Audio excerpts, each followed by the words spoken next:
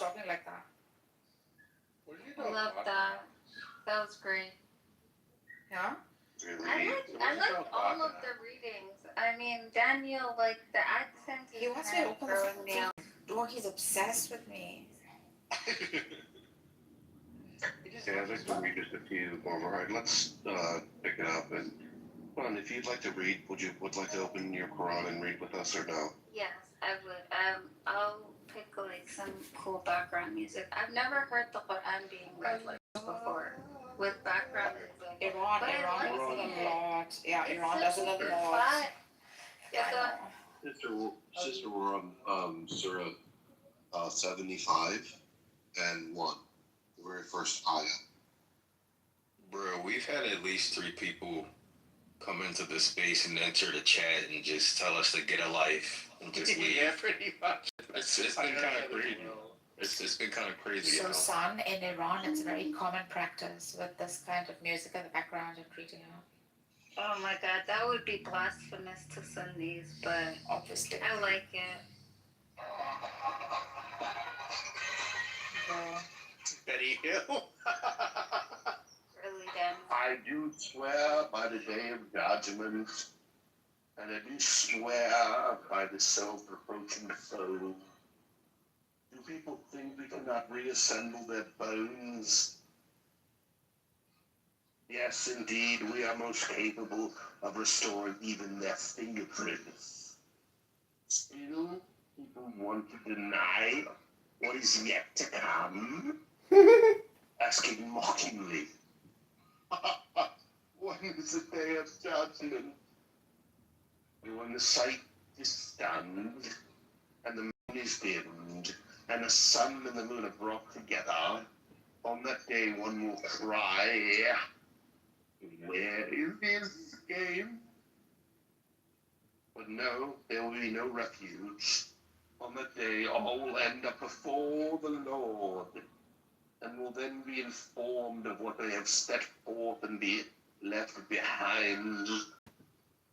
In fact, people will testify against their own souls, despite the excuses they come up with. Do not rush your tongue trying to memorize the revelation of the Quran.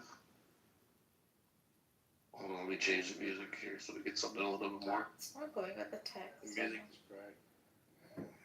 right. Do not rush your tongue trying to memorize the revelation of the Quran. Exactly. It is certainly upon us to make you memorize and recite it. So once we have recited a revelation through Gabriel, follow its recitation closely, and it is surely upon us to make it clear to you.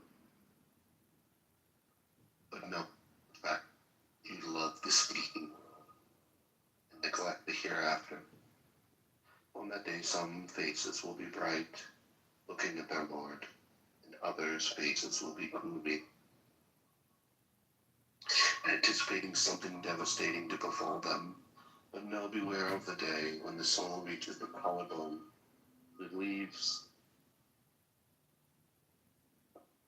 and it will be said, is there any healer who can save this life? And the dying person realizes it is their time to depart, and then their feet are tied together in a shroud. On that day they will be driven to your Lord alone. The sinner neither believed nor prayed, but persisted in denial and turned away, and went to their own people walking boastfully. Woe to you and more woe. Again, woe to you and even more woe. Do people think they will be left without purpose, where they are not once sperm drop emitted? Then they become a clinging clot, and he developed and perfected their form, producing from it both sexes, male and female. Is such a creator unable to bring the dead back to life?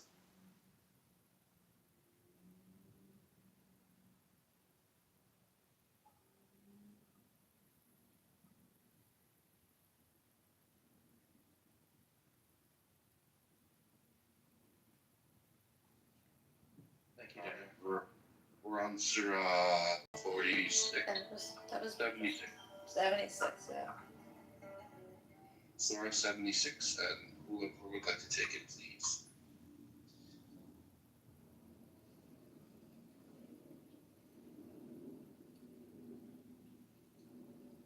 I'll take over.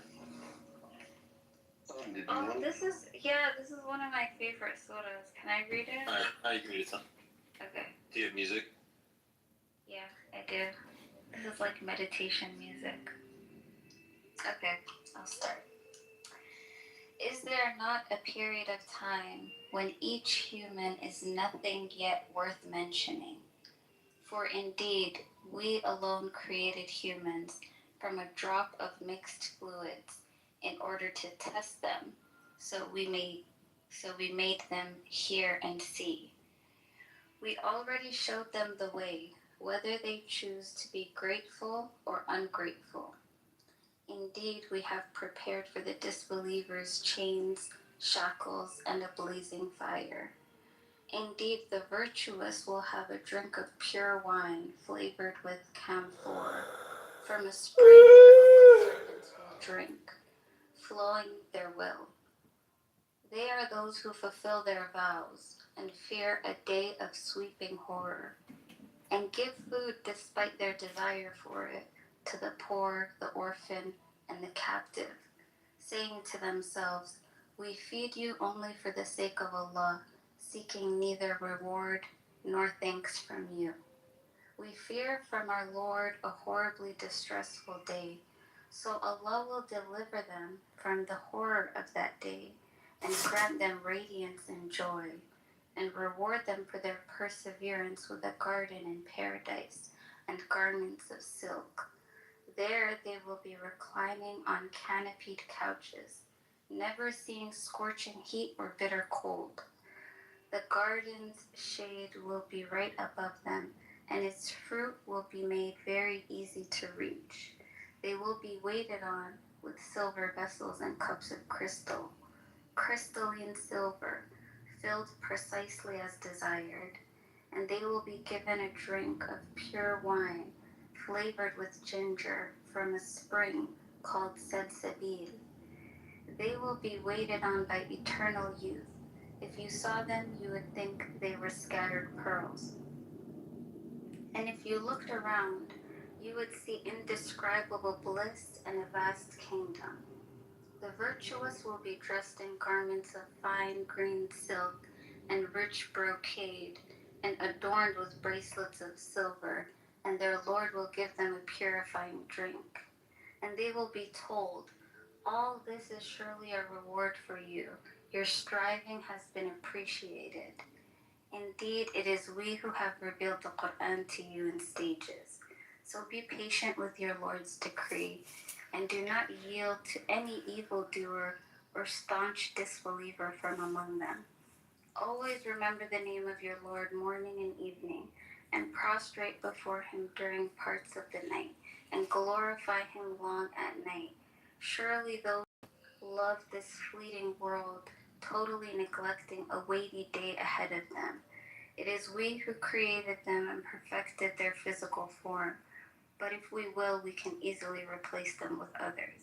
Surely this is a reminder, so let whoever wills take the right way to their Lord.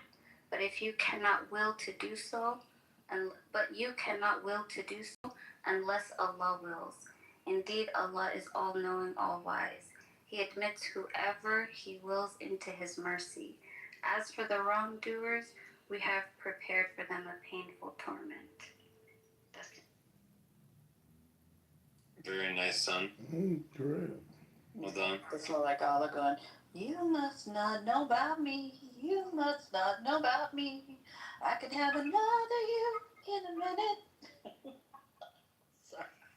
I'm going to read the next chapter. This is chapter It's 77. Very, very well done. Son, beautiful.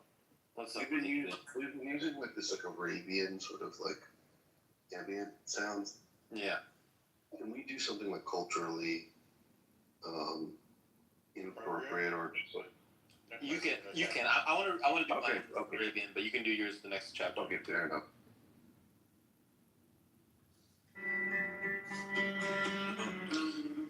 those winds sent forth successively, and those blowing violently, and those scattering rain clouds widely, and by those angels fully distinguishing truth from falsehood, and those delivering revelation, ending excuses and giving warnings. Surely what you have promised will come to pass. So when the stars are put out, and the sky is torn asunder, and the mountains are blown away, and the messenger's time to testify comes up, for which day has all this been set? For the day of final decision. And what will make you realize what the day of decision is? Oh, woe on that day to the deniers. Did we not destroy earlier disbelievers? And we will make the later disbelievers follow them. This is how we deal with the wicked. Woe on that day to the deniers. Did we not create you from a humble fluid, placing it in a secure place until an appointed time? We perfectly ordained its development. How excellent are we in doing so? Woe on that day to the deniers.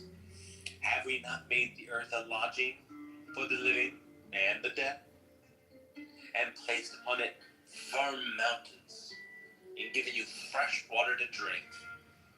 Woe on that day to the deniers. The disbelievers will be told, proceed into that fire which was used to deny. Proceed into that shade of smoke which rises in 3 columns, providing neither coolness nor shelter from the flames. Indeed, it hurls sparks as big as castles and as dark as black camels. Woe on that day to the deniers. On that day will they not be in a position to speak, nor will they be permitted to offer excuses. Woe on that day to the deniers. They will be told by Allah, this is the day of final decision. We have put you along with earlier disbelievers for punishment. So if you have a scheme to save yourselves, then use it against me. Woe on that day to the deniers. Indeed, the righteous will be amid cool shaded springs, and any fruit they desire. They will be told, eat and drink happily for what you used to do. Surely this is how we reward the good doers. But woe on that day to the deniers. Eat and enjoy yourselves for a little while, for you are truly wicked. Woe on that day to the deniers. When they said to them, bow down before Allah, they do not bow. Woe on that day to the deniers. So what message after this Quran would they believe in? God, this book is so repetitive. Oh my God. Ugh. Damn. Oh my God. Damn. What's up? I did a couple searches on the Quran, and I asked what percentage of the Quran is just repeating or is repetitious, and it turns out to be 1/3 of the Quran just saying the same thing again. Do you know this little sort of this idea that the mountains are turned to, like, on the day of judgment, the mountains are like turned to dust and things like that. Yeah. But you remember, like, over the past few hours, how many times have we heard this? Like, it's just over and over. Yeah, the sky is split apart. The mountains are in the dust. It keeps saying that there's going to be fruit within your nearby that you don't like when you're sitting down. There's going to be fruit that you can just like grab nearby. Like, it needs to reiterate that, like, the fruit, you don't have to get up to get the fruit. You know what I mean? Like, the fruit will be like right by your arm. Like, that's like needs to be told like 7 different times. Like, oh, you can just reach for the fruit. It's right there. Those grapes. Oh my God! You don't even have to stand up for the grapes. Yeah. It's hard to find, like, a charitable rendering in which you can say, like, this text is completely edifying, But I think that, like, I think what is the most edifying thing about it is, like, the thing that seems to be the Quran. It's like the beauty of the spoken language, the aesthetics of how it sounds, which is ironic. Like, it could be a text that says uninteresting things, but nonetheless sounds extraordinary and beautiful.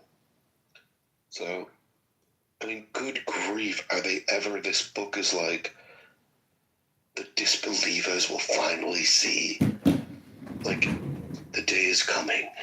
It's just like these it's this threatening tone, but it's the tone in which, the tone of a coward, because it doesn't allow for any opposition just to have their view. It's just like spewing all of this rhetoric. It's literally just think of a debater that would just have that much rhetoric in their presentation. You would immediately identify them as just a hack, right? Like, the text is all bluster and no mustard. It's just bluster. Scott, if you guys are just being biased, I'm sorry. I'm not even. We're literally No, they're not being biased. We've been reading for 4 hours of this, dude. We've been reading for hours. I was very generous on to it. I gave it. You didn't hear me. I said that the value is in how elegant. Have you ever heard someone listening to someone reciting the Quran is extraordinary. It just gives you chills. But the fucking words in there are not like that. I don't know why that's such... I think, personally, when I hear you guys, like, reading it with the meditation music in the background and stuff, it sounds very similar to when I listen to readings from Buddhist books or Tao books, you know, where they're giving small sentences with very deep meaning, right? And they're moving from subject to subject. So this is not unheard of in scriptures, you know, to be this way.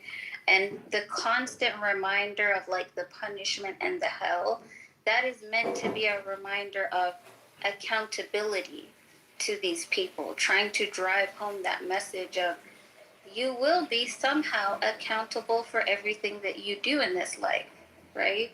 So, I mean, you guys can keep reading, though. I'm just giving my... I painted it very generously, actually, the Sam. Like, that's why he, like, turned around and said, you're painting it like it's like a great Persian poet. Hello, boys. Are you ready to die for Israel? Who's ready to die for Israel? Dude, who is this?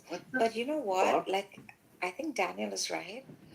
There's an aesthetic. I'm sorry, Nargis, you know that it would pains me. I don't want to fucking say that about it. I know. The tag. I know. What do I do, though? But there's an aesthetic even in the fear-mongering. Is that what I'm saying? Like, if you're just looking at it from, like, an artistic perspective, there's even the fear-mongering has a certain kind of style and aesthetics to it, right? I mean, I think it's cool, the way he's, like, expressing it. Now, whether it has reality or not, I'm just reading it as a text. We've been reading it for hours just for the quality of the text.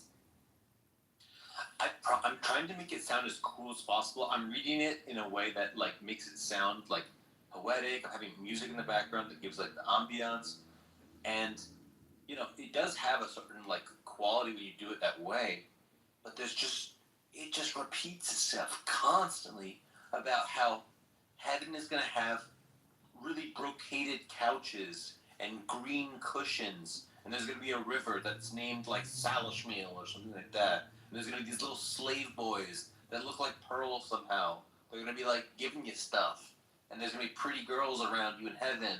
But in hell, you're going to eat pus and be drinking boiling water. And there's going to be shade, but it won't cool you. Like, it just never stops.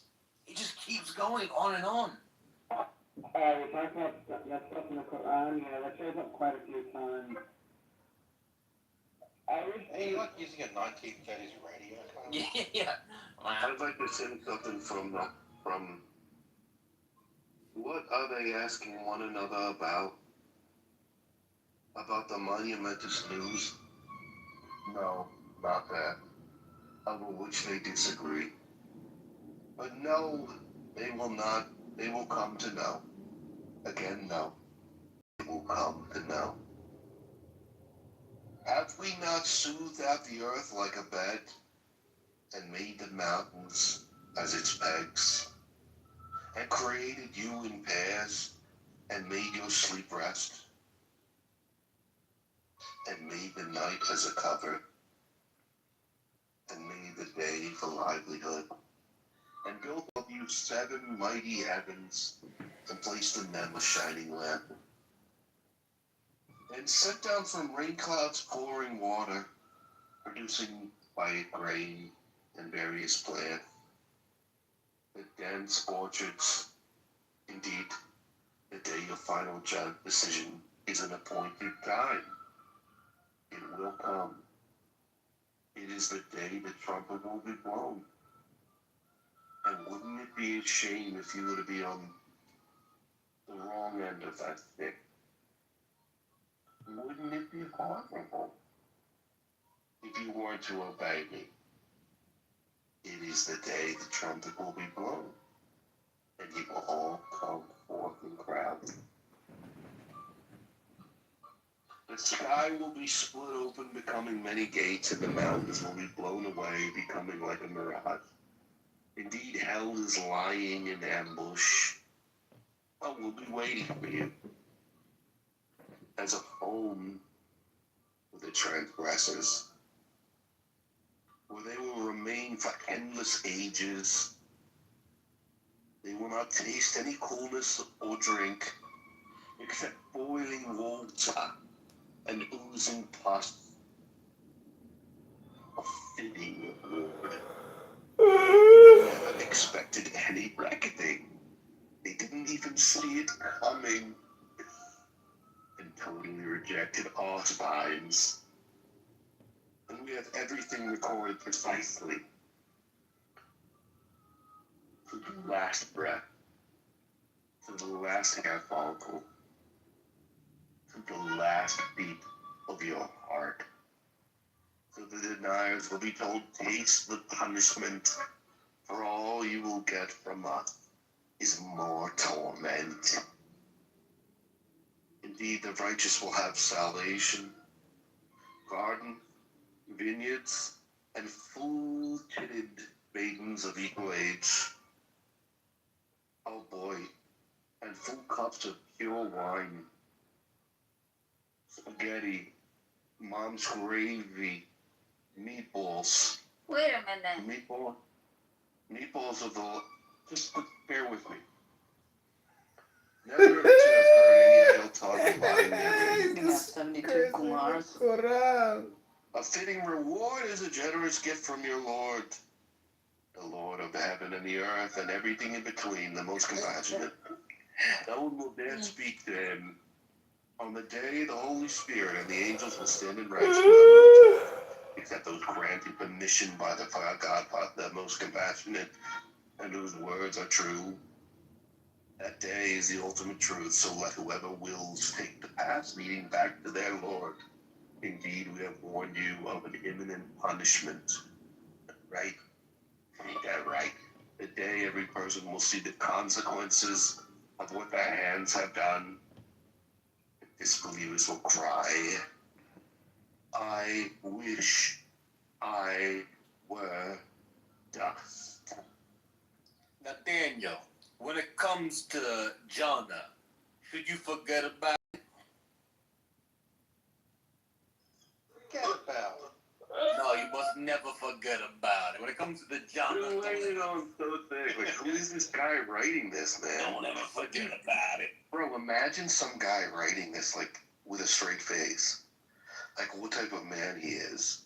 I and would threatening have people been with captivated if Muhammad was standing in front of his people reading this. I would be amazed. Like, this is very poetic. It's very deep, you know, very meditative. Yeah. What universe am I in where I don't get this?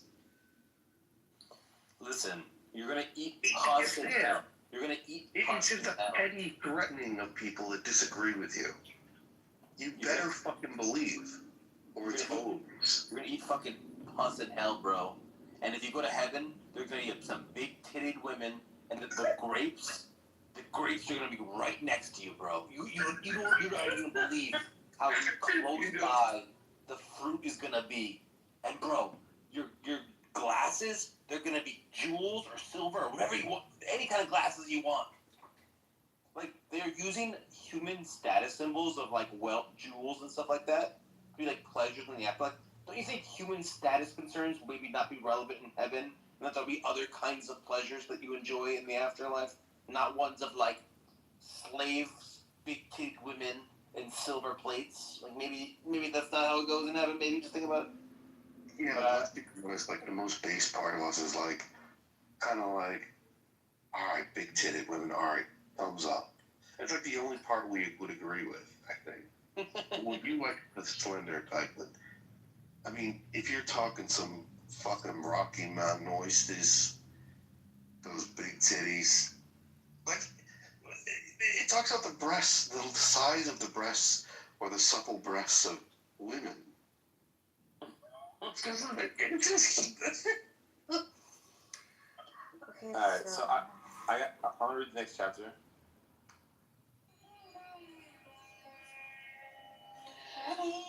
By those angels stripping out evil souls harshly, and those pulling out good souls gently, and those gliding through heavens swiftly, and those taking the lead vigorously, and those conducting affairs obediently, consider the day when the quaking blast will come to pass, following the second blast. The deniers, hearts on that day, will have trembling and horror, with eyes downcast. But now they ask mockingly, what will we really have restored to our former state? And even after we have been reduced to decayed bones, adding, and such a return would be a total loss for us.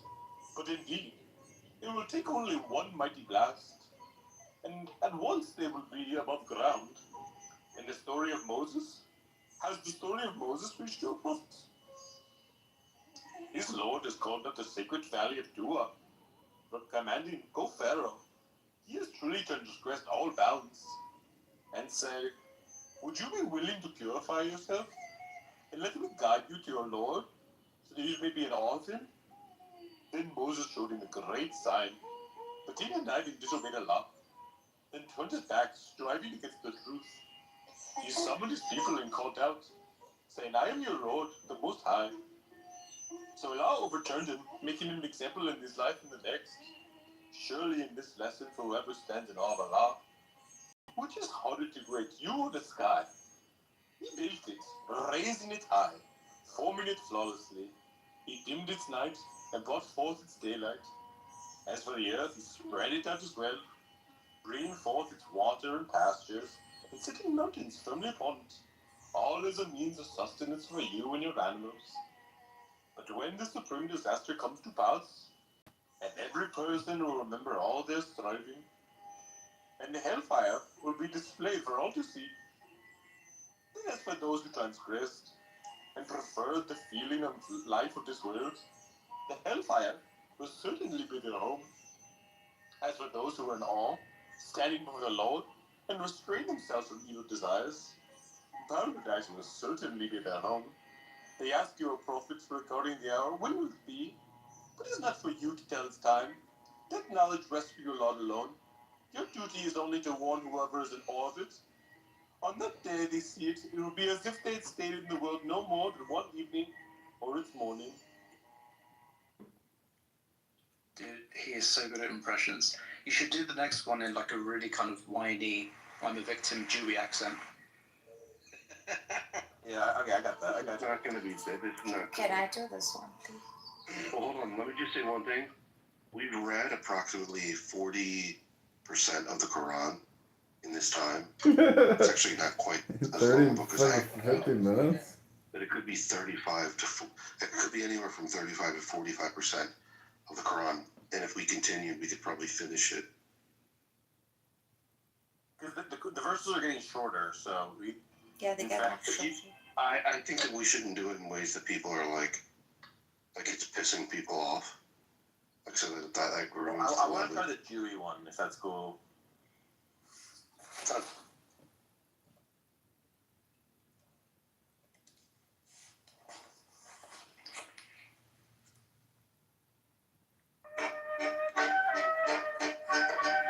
Oy vey. Oh, he frowned and turned his attention away, simply because the blind man came to him, interrupting? You never know, prophet. Perhaps he may be purified, or may be mindful, benefiting from the reminder. As for the one who was indifferent, he gave him undivided attention. And even though you are not to blame, if he would have not been purified, but as the one who came to you eager to learn, being in awe of the law, you were inattentive to him. Oh, but no, this revelation is truly a reminder, so let whoever be wills it be mindful of it. It is written on pages, held in honors, highly esteemed, purified, by the hands of angel scribes, honorable and virtuous. Condemned and disbelieving. Oh, sorry, I lost it. Beautiful sounds, great. Oy vey. Oh. Condemned of the disbelieving humans. Oh. Alright, I'm going to read it straight. The rest of the verse. Condemned are disbelieving humans. How ungrateful are they to Allah? From what substance did He create them? He created them from sperm drop and ordained their development. Then He made the way easy for them, then causes them to die and be buried. Then He will resurrect them. But no, they have failed to comply with what He ordered. Let people consider their food, how we will pour down in abundance, and meticulously split the earth open for sprouts, causing grain to grow in it, as well as grapes and greens and olives and palm trees and dense orchards, and fruits and fodder, as all as means of sustenance for you and your animals. And then, when the deafening blast comes to pass, on that day, every person will flee from their own siblings, and even their mother and father, and even their spouse and children, and everyone will have enough concern of their own.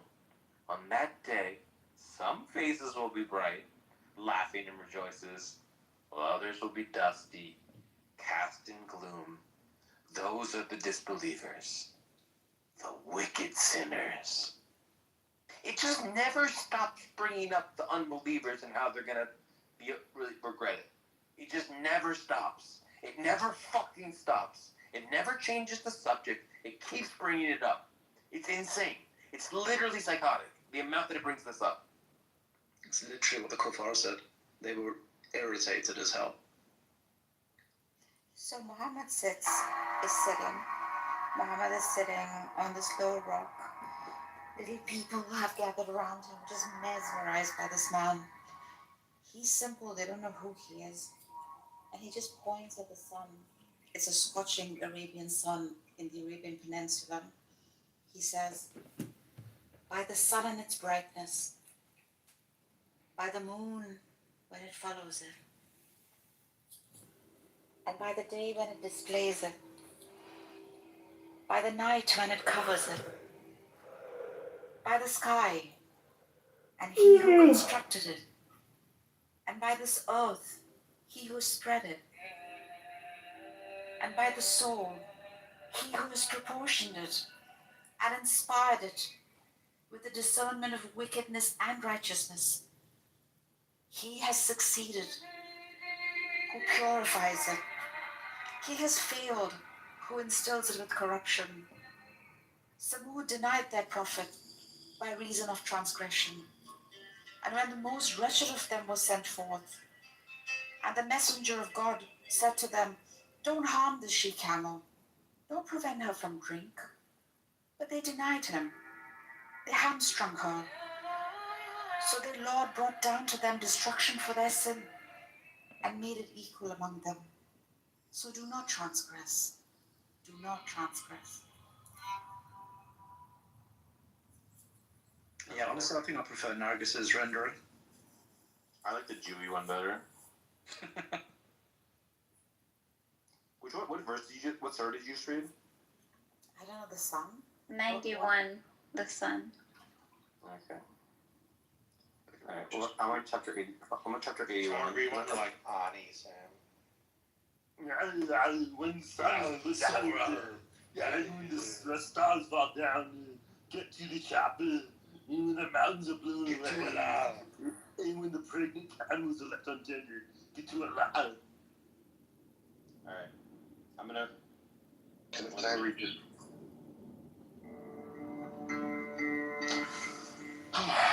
When the sun is put out, and when the stars fall down from the heavens, and when the mountains are blown away, and when the pregnant camels are left untended, and when the wild beasts are gathered together, and when the seas are set on fire, and when the souls in their bodies are paired once more, when baby girls buried alive are asked, what crime were they put to death? And when the records of deeds are laid open, and when the sky is stripped away, and when hellfire is fiercely flared up, and when paradise is brought near, on that day, each soul will know what deeds it has brought along. I do swear by the receding stars, which travel and hide, and the night as it falls, and the day as it breaks. Indeed, the Quran is the word of Allah, delivered by Gabriel, a noble messenger angel, full of power, held in honor by the Lord of the throne, obeyed there in heaven, and trustworthy. And your fellow man is not insane. And he did see that angel on that clear horizon, and he does not withhold what is revealed to him of the unseen. And this Quran is not the word of an outcast devil. So what other path would you take? Surely this Quran is only a reminder to the whole world. To whoever you wills to take the straight way, but you cannot will to do except by the will of Allah, Lord of all worlds.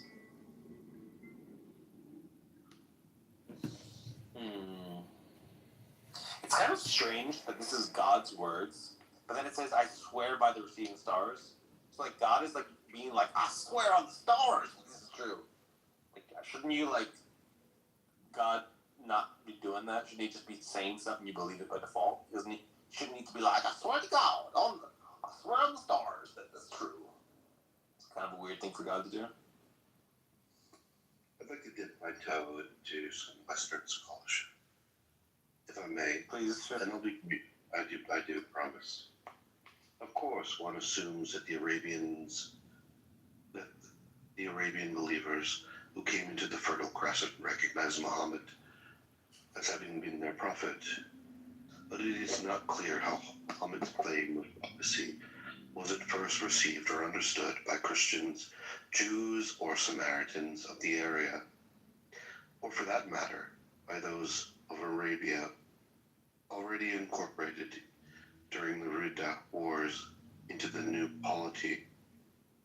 Christian literary sources from the early Islamic period that actually mention Muhammad, most do not, generally do call him prophet, but rather refer to him with terms like leader, teacher, and guide, or king, or note that he was a merchant, or that he called people to the worship of one God.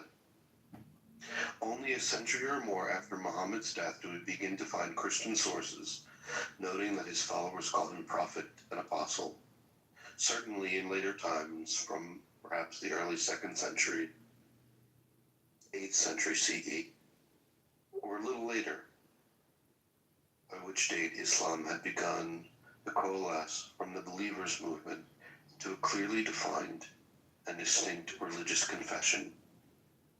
The recognition of Muhammad as prophet was the decisive marker that distinguished Muslims from Christians, Jews, and all others.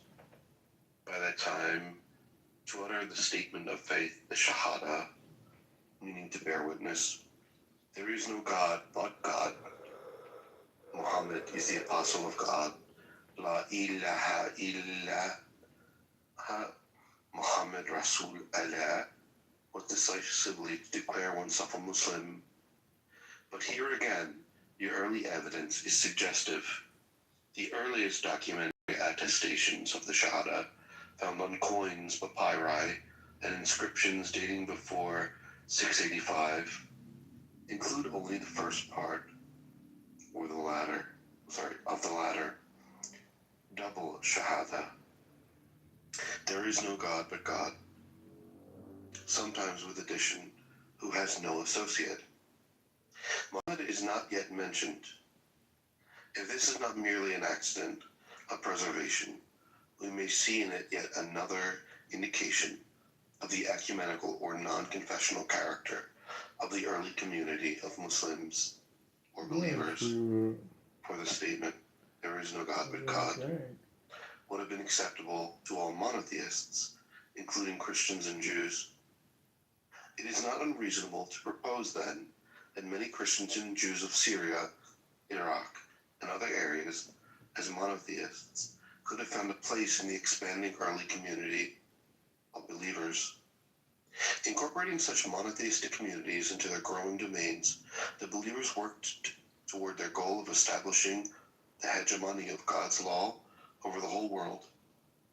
The Quran, as we have seen, promised the believers that they would, quote, inherit the earth. Quran 33, ayat 25 through 27. But this could be understood to imply not the disposition of existing monotheistic populations, but their inclusion within the believers' movement in exchange for the payment of taxes. The status of these communities and of the people in them was then probably analogous to that of many Arabian tribes or communities who had joined the believers during the Ridda Wars. An East Syriac Christian text written in North Mesopotamia in 687 or 688 notes that the believers referred to in the text as, quote, the kingdom of the Tayyaye, the nomads. This is a fucking great Demanded scholarly tribute, work, but allowed Daniel people to Nero. stay in whatever faith they wished. And then we can look at some of the early coins, the early printed coins, which is pretty cool. So that's just a little bit of scholarship in there.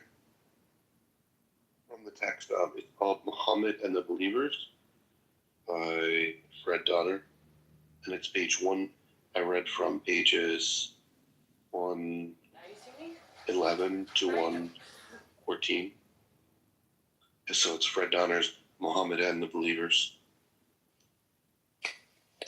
Daniel, you said that one of that others could have belonged to this, but I think the text, what you said was that he could not have an associate. There is no God but God. That's right. But then it mentioned he couldn't have an associate. You did read that, right? That means Jesus. All right, well, I don't know so much that that could be the case, but it seems to me that what's being stated is that the early confession of faith, the Shahada, did not include Muhammad. And even within the Quran, if we look, the only profession that was necessary was like acknowledgement of the Day of Judgment, that God was one. So the idea is that early Islam was very inclusive. It included certain Christians or Jewish Christians, which could easily fall into this category. One could say this confession, and they didn't even have to acknowledge Muhammad as a messenger or a prophet. So this is an early. Sorry, go on. Yeah, if the confession included that phrase and no associate, that's what they mean by that. I think they do. I heard somebody I don't think that mention that's that explicitly. No, I think that might be like that might be the case, but I doubt it. It just seems to me that it's not later until there's explicit sort of polemic on, like, say not three, or like it's not until like the construction of this building in Jerusalem, so, that you see this explicit polemic, like, against Christians. The point is that the early. So you're trying to say that the early movement, Islamic movement, was like, it was like, hey, Jesus bad. And that could be the case. I don't know. No, that's not true. Yeah, there's no evidence of that. It seems like what's described within the Quran as, like, the Christians being the Nazarenes. When we look at the self-identification of peoples in the area as Nazarenes, you see, like, these Ebionite Christians who were, like, followed Christ but didn't see him as God.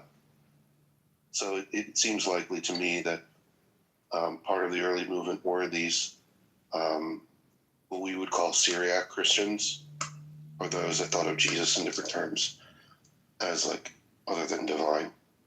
Yeah. But I don't think that the polemic on Trinitarianism, I don't see it there that early. Yeah. It's not until later. Yeah. That I agree about the Ebionites and the Syrian, but it's just that phrase, no associate, I've just heard that recently as referring to Jesus, but I could be wrong. Yeah. And maybe those Christians who didn't believe in the divinity of Jesus, they would have accepted that. It's more of a polemic on the paganism of Mecca at the time. I think that it's more likely that's the case, that Judaism and paganism were far much more on the radar. Though in Yemen at the time there was, like, there was Christianity. Like, I think it's like 8 days away from Mecca. So they're more closely in terms of the region, they're more close to, like, Jewish communities and pagan communities. So it seems to me that this no associates refers to, like, God as a multiplicity and stuff like that. But you could be right. I'd have to look more. Someone want to read the next surah?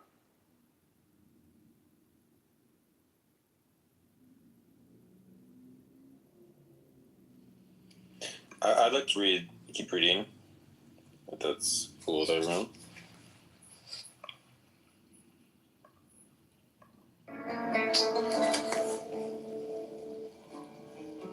When the sky splits open, and when the stars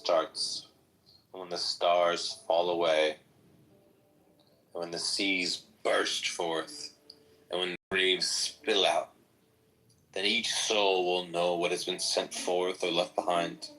O humanity, what has emboldened you against your Lord most generous? Who created you, fashioned you, and perfected your design? Molding you in whatever form you will. But no, in fact, you deny final judgment, while you are certainly observed by vigilant, honorable angels, recording everything. They know whatever you do. Indeed, the virtuous will be in bliss, and the wicked in hell, burning in it on Judgment Day, and they'll have no escape from it. What will you realize what Judgment Day is? And what will make you realize what Judgment Day is? Wait, what will make you realize what Judgment Day is?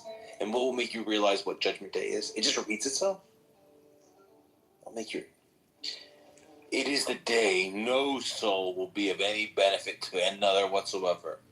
For all authority on that day belongs to Allah entirely. It just never stops, Daniel. It never stops bringing up the hell. It just keeps coming back to this topic. It fucking never That's the fucking point. stops. It never fucking stops. It's Dude, if you fucking read the book insane. of Matthew, I know, it's like, you look at the book of Matthew and Jesus has the words on his lips, but this is, I didn't think it was mentioned this much. I literally said 10%. Really dead. My 10% number is fucking so wrong. I need to actually count it because it's got to be like 30 to 40% of these verses are about be afraid for the hereafter is coming. Like that's got to be like 30 to 40%. Like it is unbelievable. And I don't know how Matthew and Nargis can think that Muhammad who's writing this is some great scholar and thinker. If you had just had a guy come up to you and be like, "You're gonna fucking burn, bro. You're gonna fucking burn, bro. You don't even understand. You're gonna fucking burn." And you're like, "Okay, chill. Like, what are you saying to me?" And he's like, Yeah, you don't get it, bro. You don't get it. You're gonna fucking, you're gonna burn a fire. You're gonna burn a fire. There's gonna be grapes. They're gonna give you the grapes. They're gonna be bright grabbable by you, but you're also gonna burn if you don't fucking believe. You'd be like, dude, you're a fucking retard. Like, I don't know why you think this guy's an intelligent man.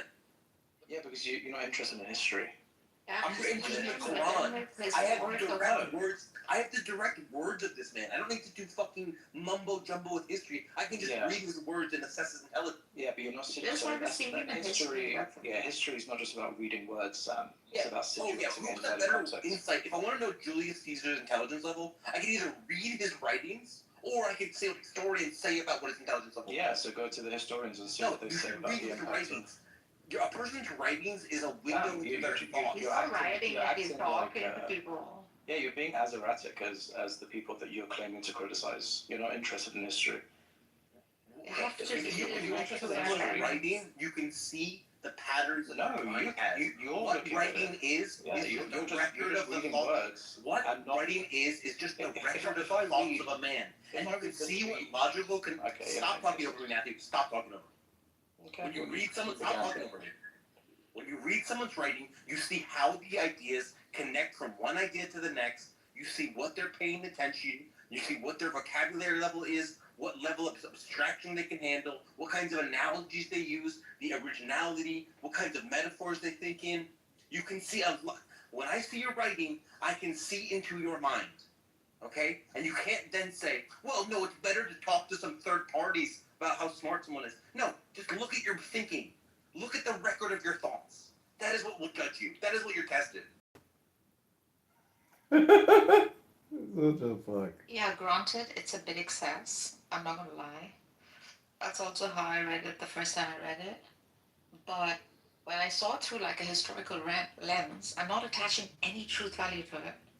I'm reading it as though it were being said by this man, 7th century Arabia, introducing a concept, and then his audience is sometimes smart, is sometimes not that intellectual, is sometimes like wanting to hear a balance, like Amin was saying, of the black and white. You're seeing like a range of things being communicated here. Again, not attaching any truth value to it, reading it just as it's being said by this man. In that geography, in that time period, amongst the people he was, it's given me so many like pointers to how the conditions were at the time. And it's quite nice. Like, just read it for its text value, like for what it is, and not for what it's trying to tell you per se, right? The beauty in the Quran is in the recitation of it. That the Arabic is so beautiful, and the sort of norms they've come up with, the how to say it. It's literally hypnotizing. It's some of the most beautiful things that I've heard in my life. But the ideas, the words that it's expressing, dear God, they are paltry. Can I read the next one? They're not for you, Sam. It's for like a particular... I'll be brief, so I'm going to read a bit more about early Islam and the movement as understood by Western scholar Fred Donner. So it's through his lens, and maybe it'll be interesting, but It also notes that among the believers who engaged in widespread raiding parties in these years were many Christians. The Nestorian patriarch in Iraq, writing a letter to one of his bishops in 647, which I think is approximately 20 to 30 years after the death of the prophet, who dies, or 10 years, who dies in, when does the prophet die? 633, 632? So writing a letter to one of his bishops in 647 or 648 CE notes that the new rulers, that is to say the Muslim or the Amir al-Mu'mineen, not only do not fight Christianity, they even commend our religion, show honor to the priests and monasteries and saints of our Lord, and make gifts to the monasteries and churches. We should also take note here on a comment made by Armenian Bishop Eusebius, writing in the 660s, whose chronicle provides one of the earliest extant descriptions of the believers and their actions. Among other things, he noted that the believers' first governor of Jerusalem was a Jew. Imputation of close ties to Judaism was a favorite polemic technique used by Christian authors of this period to discredit their opponents. So this claim needs to be handled with caution, but if it's true, it provides further evidence of the confessional, open character of the Islamic movement. It is usually claimed that with the arrival of the Muslims, Christians and Jews were either reduced to subject status or protected people, al-Adima or Dhimmi, who paid tax but formed a distinctly lower level in society, or converted to Islam and incorporated into the Arabian Muslims as clients. Mawali. The passages and from Sebos noted above, and a few others like them, suggest that some Christians and Jews may have been fully integrated as such into the early community of believers. Conversion was not an issue, because as monotheists they did not need to convert to anything in order to become active participants in the community, even in areas outside of Arabia. And there's more to say, but sorry, son, go ahead. Well, I just want to say, in the name of the one who is truth and beauty, who brought forth mind from dust and lit lamps of reason, by the pen of what minds inscribe, by the doubt that purifies belief, the most honored amongst you, the most sincere in seeking what is real. Woe to the one who knows he lies, yet adores falsehood with clever words. His tongue is a polished blade against his own soul. Blessed is the one who, upon seeking error in himself, hastens to correct it before correcting his brother. Do not rush to judge your companion until you have interrogated the shadows of your own motives. Let your concern flow beyond your tribe and border, as rivers do not stop at the lines men draw in the dust. The measure of your heart, is not how fiercely you love your kin, but how far your mercy reaches to the stranger and the powerless. Help to suffering when the cost of you is light, for every pain you could have eased and did not stand as against you, as witness against your indifference. Treat every conscious being as an end in itself, not as a tool to your hunger or vanity. For the one who formed you in the womb also formed them. Honor the boundaries of the body and the freedom of the mind. There is no virtue in a yes taken by fear. Fulfill your promises and keep your contracts. They are the threads from which trust is woven. Without trusts, societies unravel like rotted cloth. Use no force except to stay the hand of grave harm. Beyond this, every blow returns upon the striker.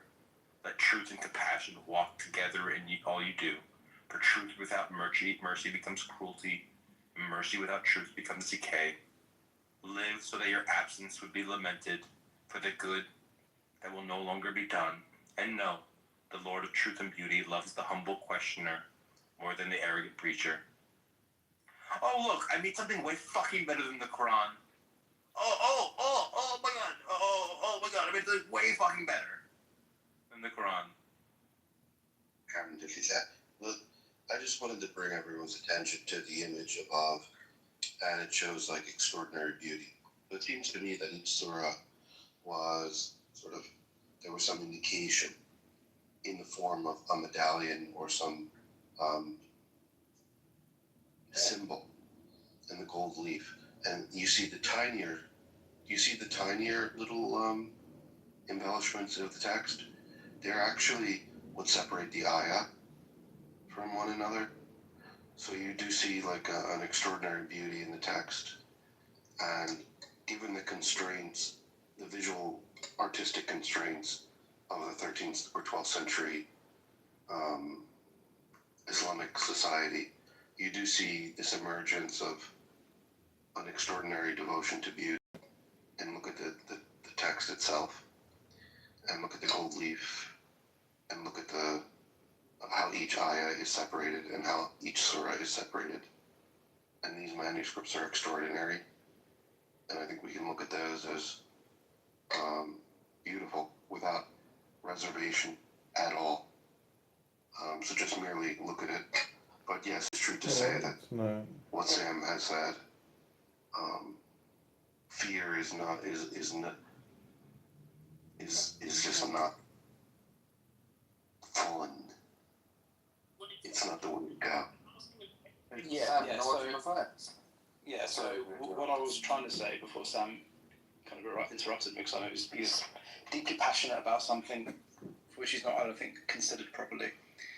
Look, you will have a lot of Muslims who will say things like the Quran is so beautiful, the Quran is so peaceful, Islam is a religion of peace. And what's happening, Sam, is that you listen to that and then you read the words, and there's a disparity between what you say you're reading and what you're hearing from confessional believers, right? So what I was trying to say, I didn't want to kind of upset you. I just was trying to explain that if you're looking at the Quran in this way, you're not kind of doing justice to your own intellect. History isn't just about reading words, it's about situating it in its context.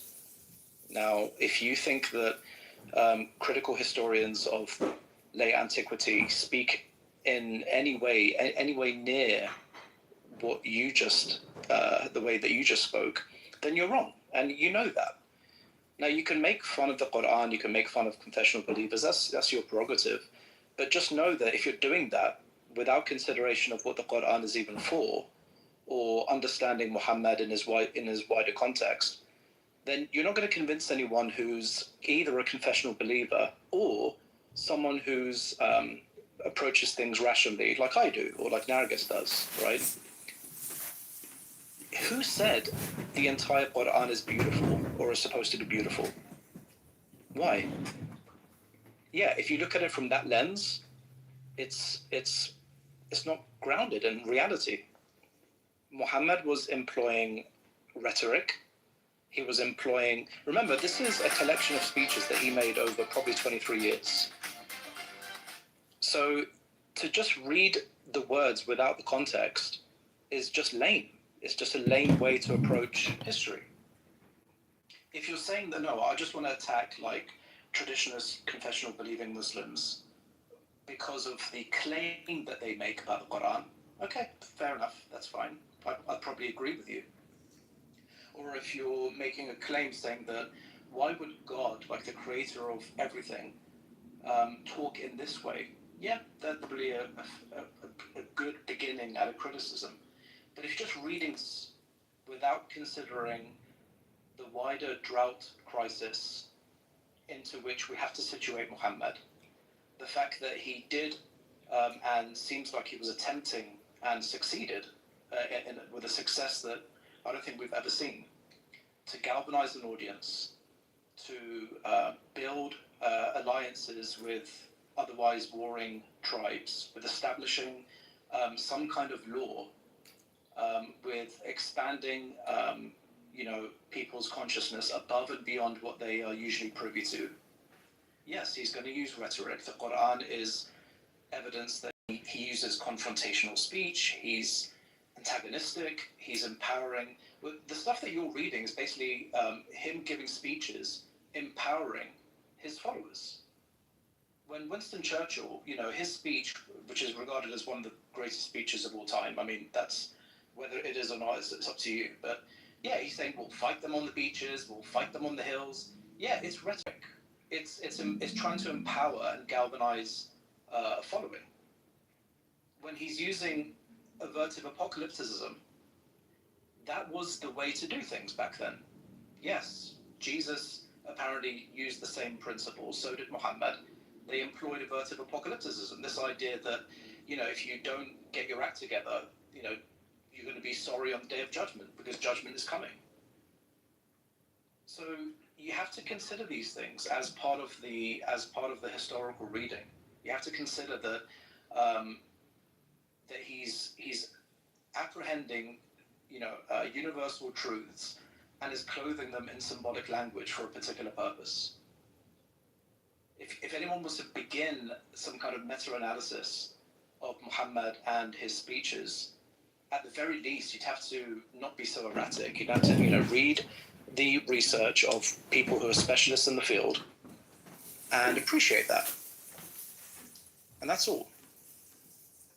And if you just want to attack confessional believers, then yeah, go ahead. I mean, this idea that the Quran is all beautiful and it's all pure, it's just bullshit. It's not true at all. I mean, a lot of it is empowering his audience. They most likely were kicked out of Mecca because of this idea that he's challenging the status quo. So you need to look at it through the eyes of revolution. You need to look at it through the eyes of rhetoric and empowering people using intellectual accommodation and avertive apocalypticism and rhetoric. You need to approach it seriously. That's what I wanted to say. I didn't mean to upset you. Let's go back to the Quran. Chapter 83. Woe to the defrauders. Those who take full measure of what they buy from people, but give less than what they measure or buy for buyers. Do such people not think that they will be resurrected for a tremendous day? The day all people will stand before the Lord of all worlds? But no, the wicked are certainly bound for Sijin in the depths of hell. And what will make you realize what Sijin is? A fate already sealed. Woe on that day to the deniers, those who deny Judgment Day. None would deny it, except every evil-doing transgressor. When our revelations are recited to them, they say, oh, ancient fables. But no, in fact, their hearts have been stained by all the evil they used to commit. Undoubtedly, they will be sealed off from the Lord on that day. Moreover, they will surely burn in hell and be told, that is what they used to deny. But no, the virtuous are certainly bound for Iliyun in the elevated gardens. And what will make you realize what Iliyun is? A fate already sealed. Witnessed by those nearest to Allah. Surely the virtuous will be in bliss, seated on canopied couches, gazing around. What you will recognize on their face, the glow of delight. They will be given a drink of sealed, pure wine, whose last sip will smell like musk. So whoever aspires to this, strive diligently. This drink's flavor will come from Tasneem, a spring from which the nearest to Allah drink. Indeed, the wicked used to laugh at the believers, wink to one another whenever they passed by, and muse over those exploits upon returning to their own people. And when they saw the faithful, they would say, those people are truly astray, even though they were not sent as keepers over the believers. But on the day, the believers will be laughing at the disbelievers. As they sit on canopied couches, looking on, the believers will be asked, oh, have the believers not been paid back for what they used to do? Again. Yeah, that was beautiful. Absolutely beautiful. Amazing, Sam. That was an amazing job. A little maniacal with you sounded kind of crazy sometimes, but I liked it. Yeah. Yeah, I don't think Muhammad would have spoke so effeminately, but that was a great speech. This is what you need when you're dealing with 7th century Bedouins who will not give food to orphan and put their children away in sand just because there is a drought crisis. Yeah, this is definitely what they needed. He's looking at scamsters, fraudsters, bastards who are freaking wronging and wronging one another and creating like disharmony in the social order. And there he's teaching them human dignity. He's giving the same people money hungry fuckers.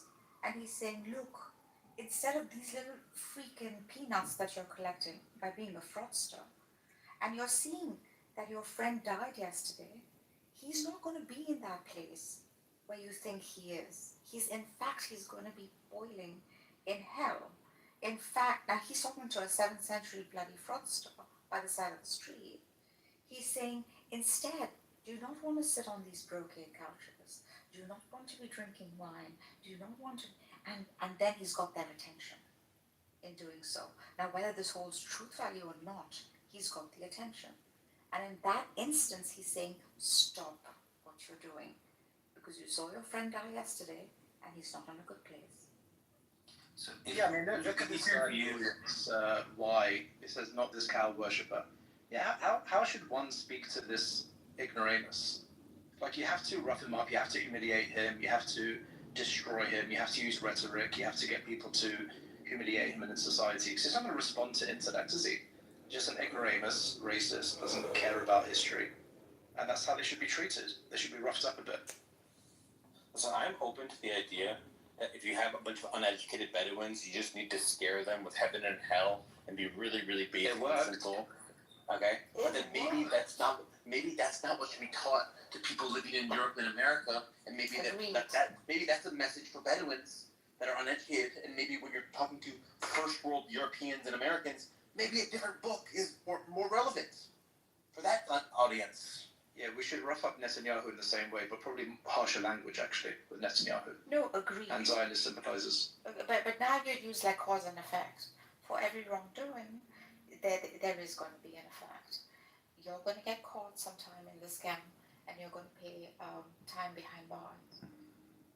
It's just a different language. Or different. He's saying being accountable pieces of shit. There is an ultimate reality. Ground everything in that. Just be true to yourselves. Work for the well-being of the collective. Because you're important. Because you're precious. Because well, Margaret, let me ask this. That's what he's trying to say. Yeah. Well, how do you suggest that we engage many of the believers that we engage with here? It seems to be not a critique on you in like a nuanced way who understands the context of history and things like that. But like, how do you push back against the literalists and the chauvinists that we encounter and we engage with and who are very vocal? What do we do? Yeah, you have to support rationalist Muslims like Ilyas, like me, like Ahmad, because they're not going to. They're just going to say, "Well, you guys don't believe in God, and you guys are not circumcised, and you guys are kuffar." They're more likely going to respond to people like Ilyas, like myself, like Ahmad, who, as distant from their views as we are, we at least can ground it in an epistemology and in Quranic text and Hadith. We can criticize their particular epistemology. We have a reverence and a veneration to Muhammad himself and the Quran. So the best thing to do is just support Ilyas and me and Ahmad, and particularly Ilyas's research, who's one of the leaders in critical history and when it comes to the Quran and Muhammad, and also understanding his, his situation in 7th century Arabia. It's not going to work. Like, how many people have you realistically convinced when Sam is like reciting the Quran in a South Asian accent? I mean, it's just either you just want to entertain yourself. Entertainment is good. You're having no impact, zero impact. Just simply reciting like a white man. I'm half white, but a white man living in America. You're talking about how should we talk to European, intellectual Europeans. You're not even acting like an intellectual Westerner. You're acting like a racist from the 50s or the 60s.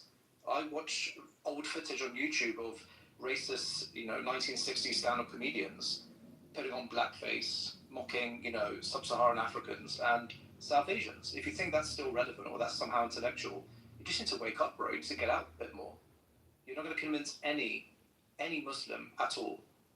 And Ilyas and I, we may have very little success too, but it's measured. We can actually measure because we see people coming to our side because of philosophy, because of history, because of understanding the Quran and its rhetoric and who Muhammad actually was, what he was actually trying to achieve, rather than these lofty claims that this is literally the word of God, which can never be demonstrated, there's no account for it, or that every syllable of the Quran is identical to the words that came out of Muhammad's mouth. Equally impossible to prove. Just one comment, and I'll stop. Let me just make one brief comment. So I think it's a mistake to think of like seeing transformations in real time, like these big changes in worldview. I think that it's important to remember that what we endeavor to do is to make small incremental changes over time, and that, of course, this isn't going to be satisfying as seeing someone like, oh, okay, now I'm no longer like a Salafi, right? They have some more liberal understanding of their faith, some more nuanced understanding of their faith. I think that just what we endeavor to do is to make very small challenges and objections which move people in one way or the other gradually, and that we're part of some movement toward something you and I would consider to be like an optimal place to live for one another. So let's just accept our roles as like more minute and be less prideful. Sure, yeah, and let's stop precisely on the South Asian accent if that's the goal. I don't agree. There's like some South Asian music in the background. I think that it is not going to work. horrible. And also, by the way, like, how many people do you think you convinced in the last, 3 years on Clubhouse, like genuinely? It's not about convincing people. That's like I've just stated. It's about so just. What are the minute changes then? Like, what's the? How do you measure it? That's a good question. I don't think there's any way to measure it. Well, one measure is to. The obvious reason here is the motivation is not convincing people. The motivation is to have fun and to get entertained and to enjoy. Yeah, if you're actually let's be clear about that. Yeah, why are we interested? Putting it up in some kind of garb or something? It's to humiliate people. It's to make fun of them. It's to have fun yourself. It's to feed your ego, and that's all fine. Why do we need to put it in any garb of intellectual honesty or? It's just fine. Just have fun. Just make fun of people. It's Clubhouse. It's okay. Like Sam put effort into creating that document, right? That's probably a good step. I mean, he knows the document, but it probably works for most like low intellect traditionalist Muslims, right? Because it's fairly kind of bullet point, and you can promote a bit of conversation there. But just simply reading words with a South Asian accent or whatever accent, whatever. That's not the goal of the room. It's not to convince any people to appreciate nuance, right? So just be clear about your goals, I guess. Just be honest. I disagree that all of it is just for entertainment.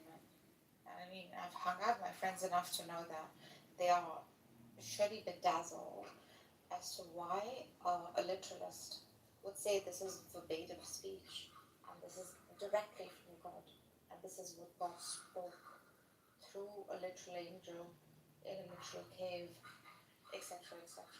So the question here is mostly like, does God speak like this? Without like most literalists not giving enough historical like references or even the way we see it, right?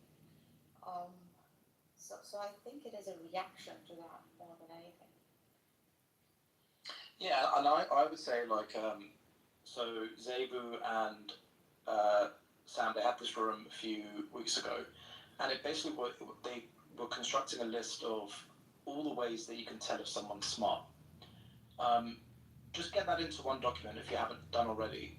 Pin that, and then just get if you want to convince traditionalist Muslims, because it's really about how to think, right? How to abstract principles, how to abstract universals, how to think of alternative explanations, how to be open. Just go through that. That's probably going to be much more effective. However minute, right? It's going to be much more effective because now you can map to see if their particular view or their approach to a topic matches what is considered and generally understood to be smart. Those are really good examples. There was like a list of It's not how to think, more. It's understand and comprehension capabilities that make one smart. The more you kind of expand on some of those, the more people can appreciate it. So just go with that. That's probably a better way. I remember reading some, nowadays with like academics are like politically correct. I want to read some sort of luminaries talking about the Quran and Islam before political correctness was a thing. This is Voltaire. Matthew is a founder His book is of bad defensive for the because Quran. Islam sucks. His book is bad for our times and for us, but it was very good for his contemporaries. And his religion was still better. It must be acknowledged that he reclaimed nearly the whole of Asia from idolatry. He taught the unity of God and forcibly disclaimed against those who gave him associates. He forbade usury with foreigners and commanded giving of alms. And with him, prayer was a thing of absolute necessity, and resignation to eternal decrees was the primum mobile of all. A religion so simple, so wise, taught by one who was constantly victorious, could hardly fail to subject a portion of the world. I'm in love. So that's him saying, it's not a I'm good in religion for love us, with but you already. it's done a lot of good for, bringing these, Asians from idolatry. I'm Here's in another love one. with you already. Linwood Reed, he's a guy I like. If Muhammad made converts by fire and sword, well, did Moses not also? Let us judge things by their results. So it's kind of saying, like, listen, he used violence and bloodshed to spread his words, but he also made all these, idolaters become, theists. Good. And then there's another view, which is like contrary to these thinkers, which is by Schopenhauer. I'm in love with you already. Schopenhauer is one of the great philosophers of the Western tradition. Consider the Quran, for example. This wretched book was sufficient to start a world religion, to satisfy the metaphysical needs of countless millions for 1,200 years, to become the basis of their morality and of a remarkable contempt for death, and also to inspire them to bloody wars and most extensive conquests. In this book we find the saddest and the poorest form of theism. Much may be lost in translation, but I have not been able to discover in it a single idea of value. Such things show us that capacity for metaphysics does not go hand in hand with a need for it. So, they're all kind of pointing a picture to, the book is kind of simple, not the best book in the world, but, it's good for its time. It brought a lot of people out of, their idolatry, which fine, but that then means that we've transcended it. We no longer need it, and now it's time to move past it, and maybe read a little Kant and John Stuart Mill, rather than reading Muhammad, who's just trying to get a bunch of savage Bedouins to stop killing their daughters. Yeah, and that approach, look, some people Oh, need to be spoken to Matthew, that way. If you take, for eat example, it. people in the audience like Snake or Uncle, they're simple Matthew, kids, eat they're it. intellectually molested, so sometimes you need to speak to them much simpler. It keeps its principles, though, Sam. The principles continue to stay, even though the language might not Islam be sucks and appetizing, the Quran sucks. or might be for a 7th century Bedouin, and Christianity would hold the same weight, by the way. Okay, Allah, I know what you're saying. So these commandments would kind of hold. Sorry to kind of interrupt. I just want to say maybe that would help you out as well, Nurgis. Which one? Would Goethe or Voltaire do any better if they were at that place? A simpleton like Snake and Uncle would say yes. Would John Stuart Mill? Can you tell me maybe 3 things from Quran that are intellectually or spiritually insightful? Would he even be able to convince 10 people? Yeah, or would Cato be able to speak to that Yeah, maybe not. large audience? Maybe not. I don't really understand that question. Maybe you're asking if, like, a critical thinker like Voltaire could have survived the Islamic world or the pre-Islamic Arabic world. Like, why would that matter one or the other? No, I'm asking the question that if we copied the psychometric profile of an individual like Voltaire or Goethe or John Stuart Mill and copied and pasted that psychometric profile in 7th century or 6th century Arabia that is affected by the drought crisis of the late antique cold ice age and all the social problems, what would be their cumulative effect on the human well-being in that particular situation? I don't know. You tell me. Well, you don't know. Anybody else? You posited the question. Give the answer you want and explain its import, please. I posited the question. Probably not, yes. No, I'm saying if you ask the question, there's some kind of like a proper answer that'll lead to the point you're trying to make. Could you give that answer and get to the point? No, he's telling you that those are the kind of considerations you'd have to map out. If to what end? Why would I need to check the psychometric profile of Voltaire and imagine it surviving 6th century Arabia? Why would I be doing that? That's the only way that if you're saying Voltaire's a critical thinker, well, he's not critical enough if he's just judging history based on text without context. I'm not going to go to Voltaire to understand the psychometric profile of Muhammad. Why would I go to him for that? I wouldn't. I don't know why we're discussing that's relevant to the Voltaire's psychometric profile. Yeah, if someone's passing a value judgment on Muhammad and his movement. Right, after reading his writings. Yeah, that's not enough. That's the point. That's what Elias is trying to get. That's what a literary critic does, dude. No. The literary critic is ignoring. Is not the person. Is not the expert to look at the psychometric profile of someone living in 7th century Arabia. Listen, he's a critic of literature. He could do the same with Beowulf. Yeah, so he's there in the game. With the Homers, the Iliad, the Odyssey. Even if Voltaire, Gilgamesh, you can criticize any literature. Yeah, because he's reading the Quran as though it's a book. That's the problem. Even if it is a book. Voltaire is correct that we need that Muhammad was what was needed at the time, that doesn't mean that he's what's needed at our time. So maybe different prophets, different strategies, different amounts of coercion are needed at different times in history. But that doesn't tell us that the Quran and Islam is helpful today. It just tells us that it was helpful then. That Muhammad was doing something good then in the 7th century. But then you're completely ignoring other schools of thought, though, that have been wrestling with these issues.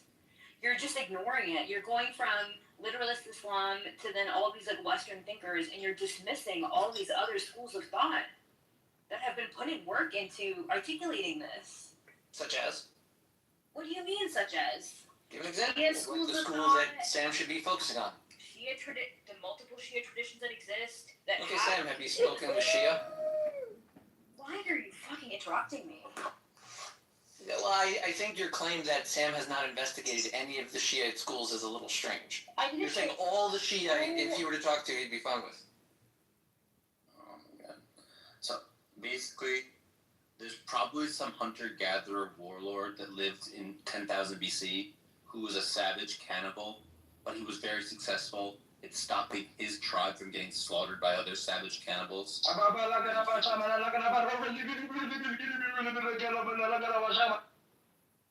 And was a successful leader.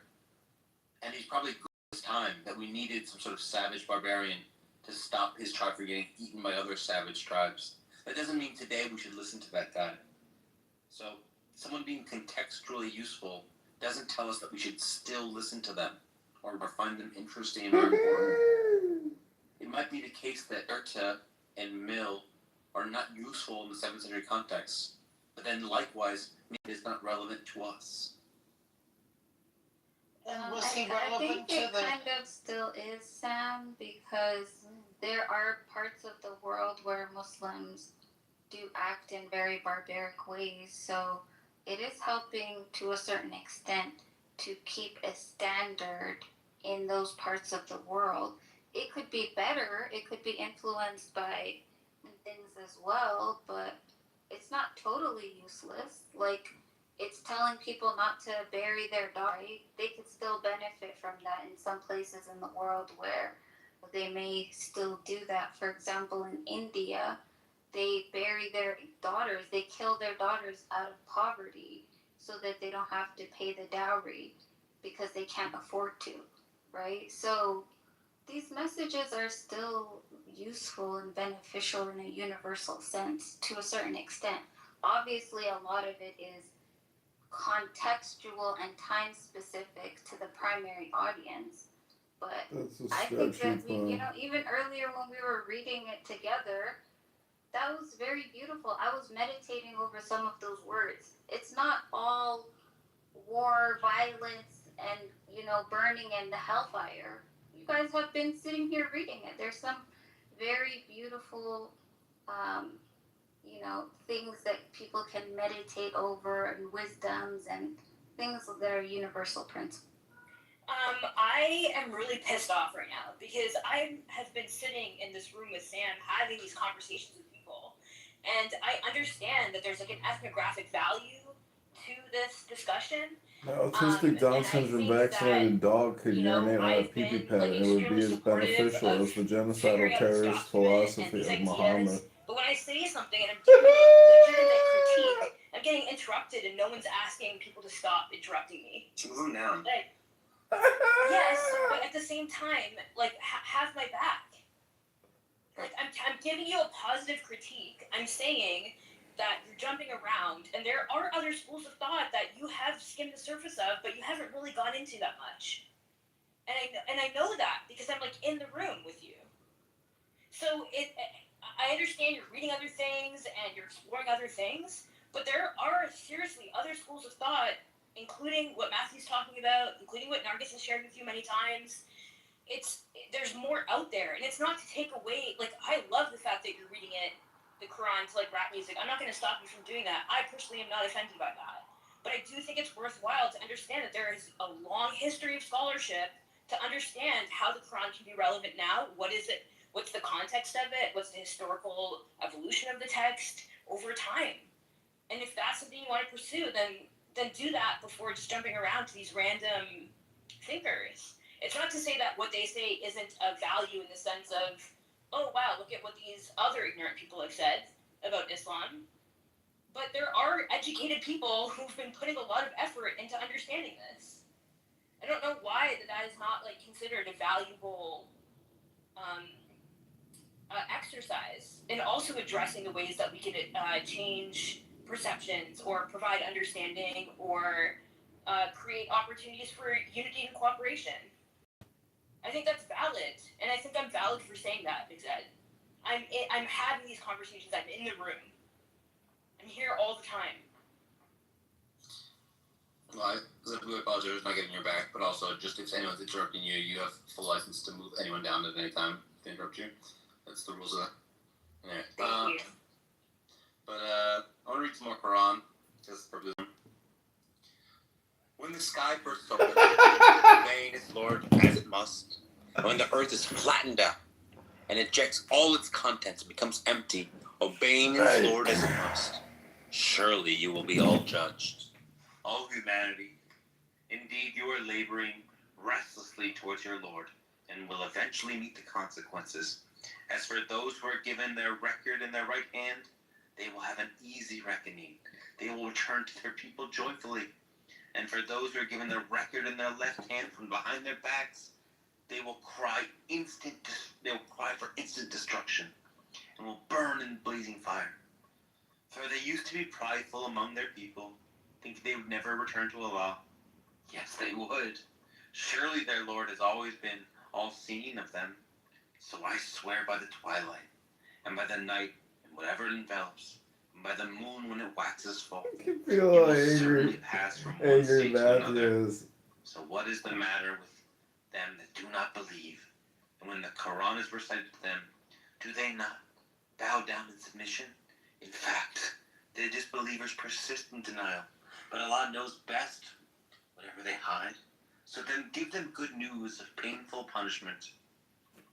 But those who believe and do good will have a never-ending reward. Okay. More hellfire threats. Very nice. Yeah. Could I add something?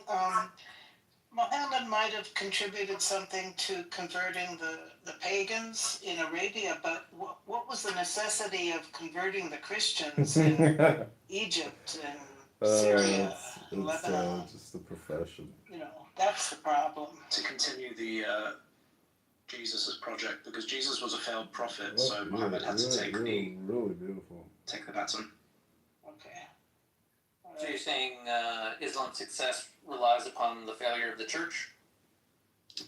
Not relies on, but it can be explained by that, right? He wouldn't have been as successful probably if Christians were more united. Actually, I was just reading Hilaire Balak. He's saying that actually unification had just happened. There had been a great unification happening right at that time. Then all of a sudden, Muhammad appeared. People think Jesus is better or something? No, I'm just saying, what is the illiterate Jew is better than the literate Arab? Say again?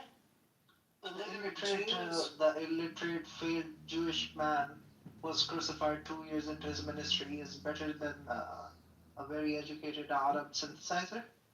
Well, if the initial impetus was to convert the pagans, and Muhammad recognized the legitimacy. Well, the initial impetus was not to convert anyone. It was to face a drought crisis and to make people give other people food.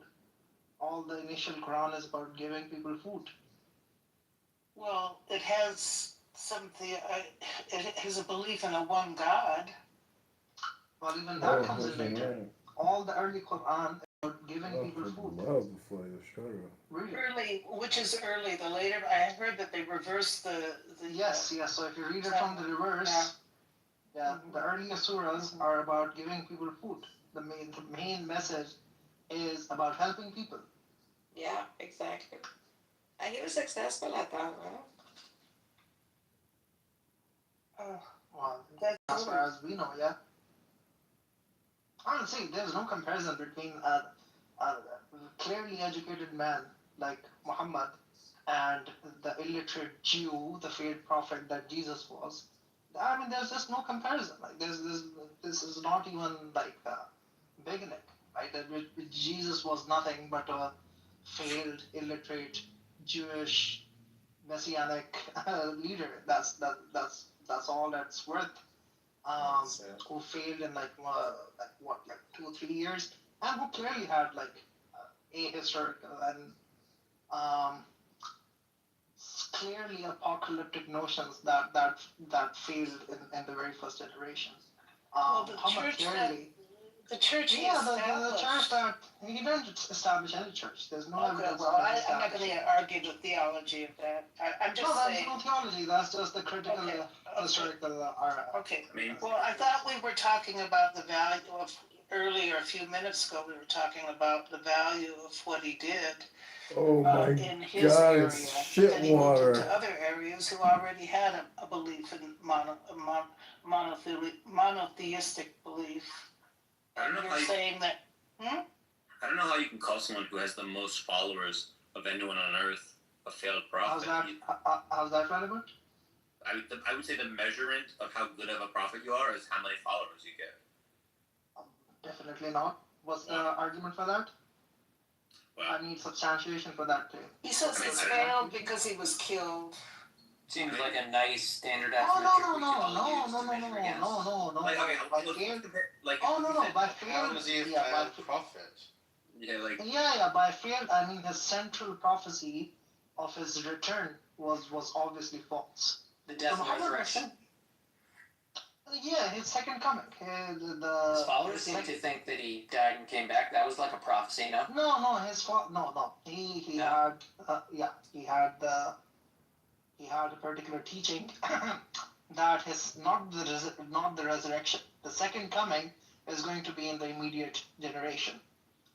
That certainly did not happen. Right. This is like the academic consensus. There's a large majority of critical historians agree that one of the primary prophecies of Jesus was that he's going to come back in the immediate generation. That obviously did not happen. So the primary prophecy was his resurrection. He did predict that. No, the resurrection is actually not mentioned in any primary text. Yes. Which text mentions resurrection as a prophecy? That you destroy this temple and it will be rebuilt in 3 days. That's a prophecy for second coming. Yes. No, his resurrection, his own resurrection. Could you cite a critical historical study on that? I think a plausible analysis of what it means to be a successful prophet or to be a failed prophet. Be a failed prophet either fails to get followers or that his message is fundamentally changed. So I think a plausible account of how he failed as a prophet is that Paul changed his teachings.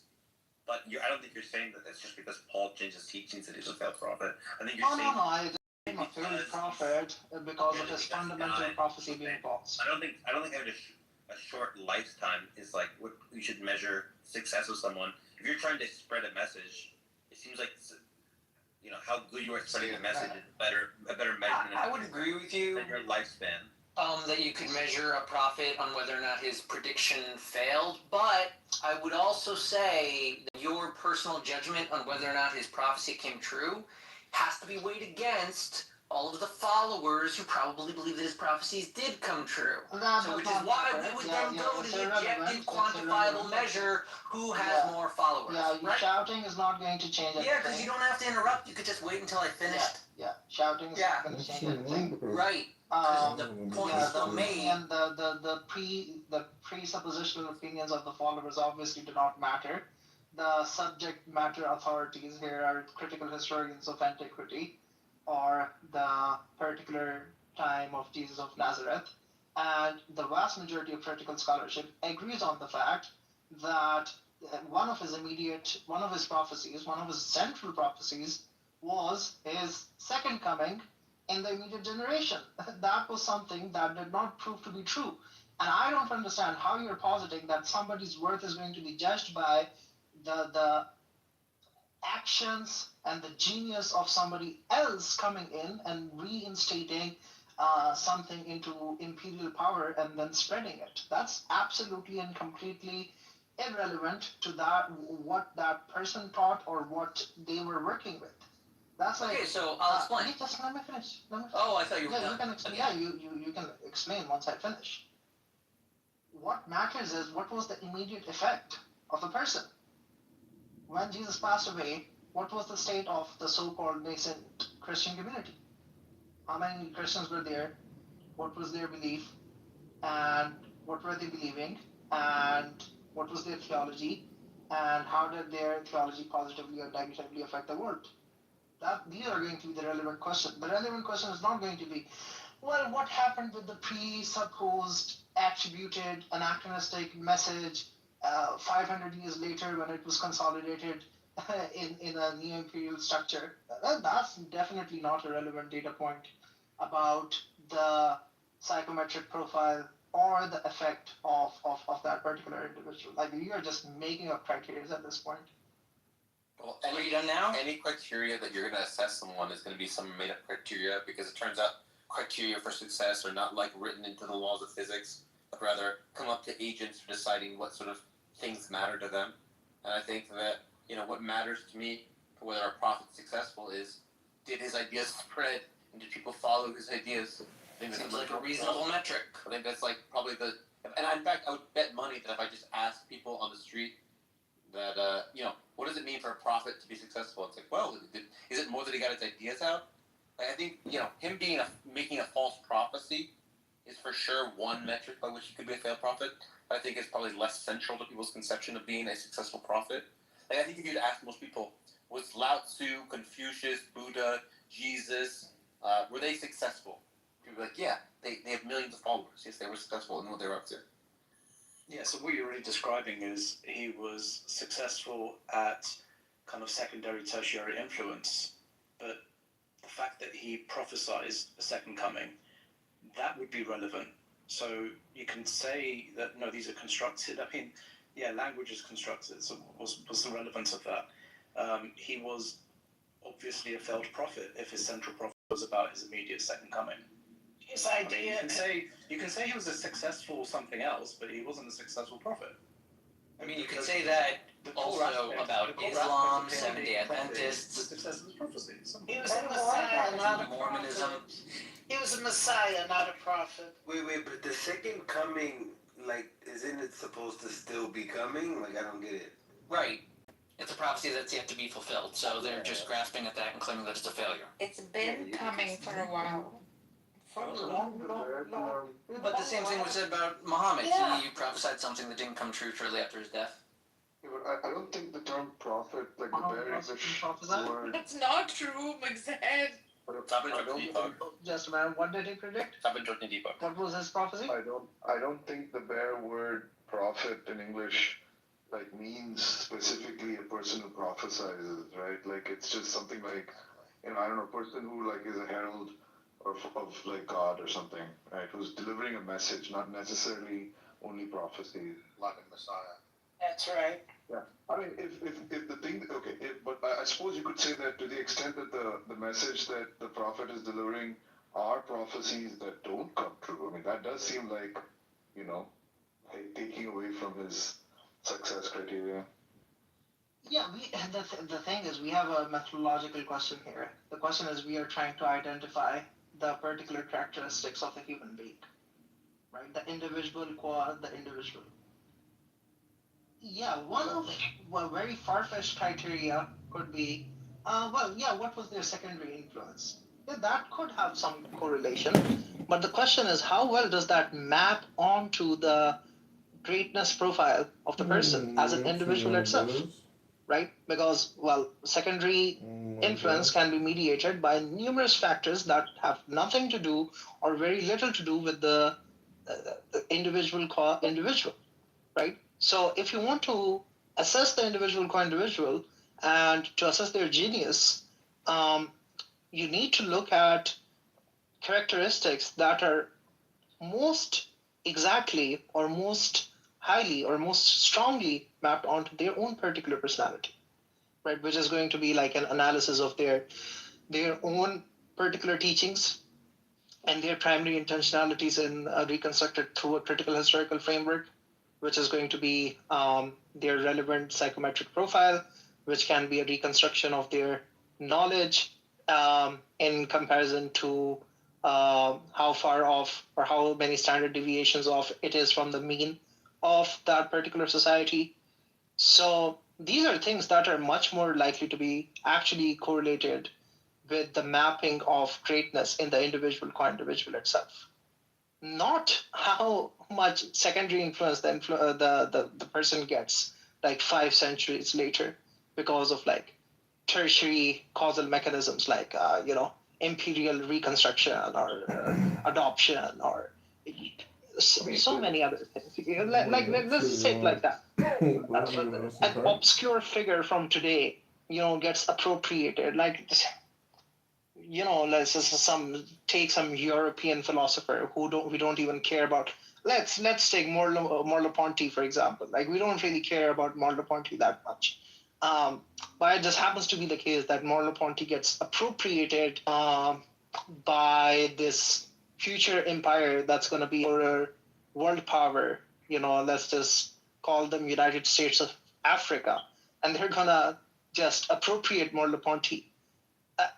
Is that going to be a fundamental marker of Merleau-Ponty's genius? Would that make Merleau-Ponty more erudite or more exceptional than Nietzsche or Heidegger or Gibson or many of his contemporaries? Well, any rational person would say, I don't think so. The more appropriate way would be to actually historically analyze them in their own context, and then try to understand and rate the individual qua individual and make the judgment based on that. And that's what I was trying to do. Like, when you do that, Muhammad and Jesus, but there's no comparison. There's no comparison at all. Like, when you read the Gospels, they barely have. They make no sense to you. What is written in the Gospel? What is even the fundamental message in the Gospel? You just don't There's no artistic quality. Yeah, there's no artistic quality in the Gospel. Obviously, What's the it's fundamental not even message considered of the the very Quran? word of Jesus. The What's ministry the of fundamental? Jesus barely like 3-4 years long. Submission. Just fundamental prophecy fails. Yeah. Submission. So if you wanna come up with actual criteria, then let's come up with actual criteria and then develop a comparative analysis between Jesus and Muhammad. So for anyone who tries to engage with it, please come up with an actual criteria as to how we should judge between these two. What Sam was saying, I actually don't think it's kind of reasonable to say that, like, if the role of a prophet, right, is to spread a particular message, whatever that message might be, prophecy or otherwise, like moral stricture, right? Yeah, the extent to which his teachings are adopted, of course, have to be like central to the success criteria. I mean, the other one would be something like whether, like, of course, like if, like a religion is constructed in his name, but the teachings of that religion are like completely antithetical to what he believed, right, that he was communicating, then that would be like a colossal failure as well. But if the message is true and it's like widely adopted, yeah, that would be, definitionally like success criteria for the prophet. I mean, that's nothing more complicated than that. I want to keep reading the Quran. By the sky full of constellations, and the promised day of judgment, and the witness, what is witness? Condemned are the makers of the ditch, the fire pit, filled with fuel, when they sat around it, watching what they had ordered to be done to believers, who they resented for no reason other than belief in Allah, Almighty and praiseworthy, the one to whom belongs the kingdom of heaven and earth, and as witness over all things. Those who persecute the believing men and women and do not repent will certainly suffer the punishment of hell and the torment of burning. Surely those who believe in gardens under which rivers flow, that is the greatest triumph. Indeed, the crushing grip of your Lord is severe, for he is certainly the one who originates speaking and against resurrects genocide. all. And he is the all-forgiving, all-loving, Lord of the throne, all-glorious, doer of whatever he wills. Has the story of the destroyed forces reached you, O prophet? The forces of Pharaoh and Tammud? Yet the disbelievers still persist in denial, but Allah encompasses them from all sides. In fact, this is a glorious Quran, recorded in a preserved tablet. Brilliant, Masha. Prophet Muhammad speaking against the genocide of Christians by the Jewish king Zunawaz, who was the manifestation of Bibi Netanyahu back in 500s. So this was a very famous event that was spread across all of late antiquity, and Zunawaz killed many, many, many innocent Christians just for practicing their faith and believing in one God. And this is Muhammad teaching against that genocide and telling people that, yeah, just because people are evil, indeed they will meet an end. If not here, in the hereafter. That's a brilliant thing. Can we talk about John Lee now? No, thank you. So this Quran was predicting the genocide in Gaza? Not predicting. It was arguing against the genocide that was happening. But it foretold the genocide. No, not foretold. It just happens to be the case that you keep getting Jewish figures in power who keep on killing innocent people. I mean, that is a question you should be asking yourself, I guess. By the heaven and the nightly star, and what will make you realize what the nightly star is? It is the star of piercing brightness. There is no soul without a vigilant angel recording everything. Let people then consider what they were created from. They were created from a spurting fluid, stemmed from between the backbone and the rib cage. Surely, he is fully capable of bringing them back to life. On the day, all secrets will be closed. Then one will have neither power nor any helper. By the sky with its recurring cycles, and the earth with its sprouting plants, surely this Quran is a decisive word, and is not to be taken lightly. They are certainly devising evil plans, but I too am planning. So bear with the disbelievers, O prophet. Let them be for just a little while. Now, This is prophet talking about the star Sirius, which was a fundamental star for the Arabian Peninsula that caused the drought. So this is prophet telling people that even in a drought crisis, the kuffar, the people who bury children alive or who take their young daughters and put them in the desert because they think they're gonna die because of the drought crisis. This is the prophet telling them, yeah, I am establishing a soteriology which is going to establish the consequences of your actions, if not in this world, in the hereafter, and therefore you should listen to me and not kill these children, these innocent children, just because you think you're going to run out of food. In kullu nafsin lamma alayha hafiz, for every person is a protector of their own nature. So do not be afraid. Do not be afraid that you're going to be killed by this drought crisis. Just put your trust in God and do not kill these young children. Do not kill these innocent children. You will have enough food. And those who do not believe in this message and who think their actions do not have any consequences, be known that there is a soteriology and your actions will have consequences, even if not in this world, in the hereafter. And those of you who are keeping their food and keeping them in their supplies and not sharing, la'natullahi alaykum, share it with people and do not kill other people. This is again, once again, brilliant rhetoric. None of it can be seen by Jesus. Jesus My has nothing goodness. Well, yeah, he doesn't spell everything out in detail, but Christians didn't believe in killing the innocent. He's not telling them anything new. It's just that Muhammad spelled out. He's not talking to Christians here. He's talking to pagans. I know, but you're saying the benefit of, you're saying he added, you just said Jesus didn't say anything like that. But do you think that maybe he didn't need to because the Jews weren't doing that. I mean, they literally crucified him. They weren't burying their children. I don't understand. The Romans crucified him. How does a Sunni traditionalist handle the idea that it says God does plan? Like, how does a being outside of time plan things? Doesn't he just have things like a plan is a thing where you have an idea in your mind and then you like set it forth into motion diachronically. But if you just are outside of time and then your will is instant, how does anything get planned ever? It just seems like it's instantaneous. I feel like that's like a weird, conceptually weird for how does a traditionally Sunni think about out of the three books, the Old Testament and the New Testament and the Quran, the worst one, the most diabolical, nonsensical, genocidal, evil, irrational work is Old Testament. The second number goes to the New Testament, and the best one is the Quran. That's interesting. Very interesting. What's the criteria for the second? Please, Deepak, answer my question. Thank you.